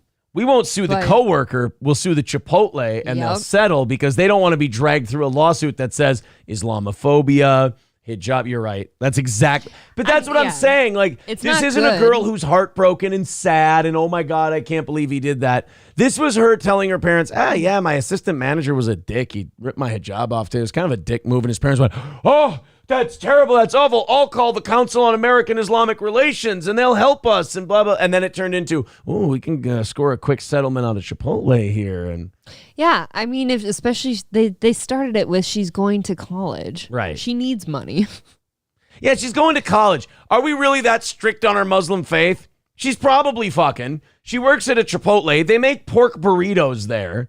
But a guy goofed on her and took her hijab off as a bad joke. And I don't know what I'm going to do. I will say, though, if somebody did rip off a hijab, that is pretty shitty of you. It's a dick move, but it's also not, oh my God, I'm broken. I agree. It'd be like if somebody, like if I wore like my cross necklace or something, somebody tore it off my neck. Oh my God. Hey, when Andre the Giant did that to Hulk Hogan, that started the whole implosion that led to WrestleMania 3. Just ripping a crucifix off a guy. Andre didn't respect that shit. Every time we and Hulk talk taught about him a wrestling, lesson. You get wet? I'm so wet. Yeah, I get you. I hear. Sopping. Since July, my assistant manager has been asking to see my hair, and I kept telling him no. All right, I'm wrong. She's not fucking. I apologize. A reg. And to stop asking. And he kept repeating to see my hair, and I told him to stop asking. I wear this for religious reasons. I can see some of your hairs. I don't mean to be a dick. You just go give it a tug real quick. Yeah. You're like, Not trying to be a dick, but There, you got is some that little better? alfalfa right there. And he did not care. He just kept asking. Ari Safan says the harassment never ended. An assistant manager inside this Chipotle would not take no for an answer. And I just turned back to work, and he came behind me and pulled my scarf down. What did that feel like? Yeah, asshole dickbag move, but hey, I bet you that's her lawyer right there next to her. she's cute. It's her lawyer or her dad or both. Right. No, she's Muslim, April. Oh, okay. I felt like I was exposed, humiliated. I felt like, why would someone do this to me? I can't sleep at Someone night. pulling that hijab off is It's the chairman of CARE Kansas City. Okay, so he's probably a lawyer too. probably the closest thing I can say is almost like somebody coming to a non-Muslim woman and pulling her shirt off or pulling her pants off. All right, now it sounds like we got ourselves a goddamn party over here. Apparently you don't know American women, sir. They're all whores. We They'd got love it. burritos and topless bitches. Okay. What a great Chipotle. I'd go to that Chipotle any I day. think I might invest in this franchise. Yeah. There you go. She looks like Friar Tuck. Are you saying you wouldn't? What if she Have showed you tried that the hair? honey liquor we call mead? Oh, I Gives love a man a halo, does mead. I keep the bees, and they keep me. She does. You don't want to watch Robin Hood, do you? No. With Robert Baratheon as Friar Tuck. Nah. I saw you watching part of that like 3-4 weeks ago. Pretty good fucking movie. Wasn't very good. It's pretty I solid. don't like the woman. I don't like Kate Blanchett. I really don't. I don't think you're allowed to dislike Kate Blanchett. Why not? She's like a... She's not even American. She's almost a dame at this point, like Judi Dench. Fuck her. Well, okay, fuck her. That's your counter. Fair You enough. can't find somebody hotter to be with fucking, what's his face? Russell Crowe. Who else do you want? You need a Anyone but You need her. a British bitch, first of all. Exactly. Keira Knightley what's her doesn't face? look lord-like. Oh, she's way hotter. She's not a lord, though. She's a little thing. Yes, she is. Now that you said it, actually, I particularly want her. Keira Knightley. I think they were Rest already my case. They were already running up the budget, though. You know, You can't scrimp on the women. you got Richard. The boobies sell things. You got Richard Strong. You got Russell Crowe. You got face Max is von Sydow. Her face is unbecoming. You got Kate. Well, you wouldn't have Kate Blanchett, I guess. No. In this one. Oh, Craster's in it. I'm pretty Crasta? sure. It's not Crasta. They April. say the R because of their accent. Right. No, the R is Crasta. light because of the accent. No, it's not. Craster, I believe, is Baldwin It's in Crasta. Robin Hood. Hold on. Tell me if this is Craster or not. Hold on a minute. Where is he? Where is he? There. Oh, here he goes. Not bargain for the loyalty that every subject owes him. Wait a second. Without loyalty, there is no kingdom. There is nothing. I'm here to speak for Sir Walter Loxley. No, come on. I want to see the old guys. Now you're just watching this. I know. Now I'm just watching it. For funsies. Now I'm just watching Robin Hood. That guy, I think that, no, this guy, neither of them are Craster. Never mind. Let's keep doing the show. All right. Anyway, this Muslim girl, I canceled out the story because I thought that was going to be such a good fucking bit. You know what? That's on me. Tonight's show, look, it got a little. There's a minute and a half left. What am I supposed to do? Speaking of medievalness, do you want to go to the Minnesota Renaissance Festival after party this weekend at Merlin's Rest in our full garb? This sounds like a trip. It's not. Well, What it is is Merlin's? a trip. Merlin's Rest. Merlin's Rest Pub, East Lake Street in Minneapolis. Why don't you go and tell me how it goes? Okay. I don't feel like getting. Maybe I'll find a nice night. I bet you'd like that. Brienne of Tarth. Whore. You can't get anything done through armor anyways. Let's see what this place looks like. Yeah, they're having a big get together here this weekend. So they're gonna get all nightly. Mm-hmm. Yep, you're coming in your full garb and all that, and there's going to be food and drinks and gayness. And I don't want that kid to be there. He creeps me the fuck out. Oh, so it's a Scottish bar. Okay. Yeah, I'm part of a Facebook page. That looks like decent food, actually. Oh, they have pasties. Those are good. Yeah, I'm part of a Facebook page for the Renaissance Festival. I'm not trying to brag. Of course you are. Why wouldn't you? They're all inviting us to the, the gathering. You know what? Why don't they let us know how it goes? And I'm sure everyone will have a great time. Yeah, Hulkamasha Baby says it's Craster. Look it up. I know it's Craster. There's another thing that you say. Oh God, there's another one that you don't pronounce the R in. You don't do it anymore, but you used to. Excuse me? I can't recall. All right, guys, we're out of time for tonight. Thank you very much for your generosity. You're $20 into tomorrow morning, which is great. We appreciate it. Thank you to David Chandler for his generosity also. April, thanks a million. Thanks. To the rest of you, thanks 1.5 million. We appreciate you. Without you, there is no us. And we will talk to you again tomorrow.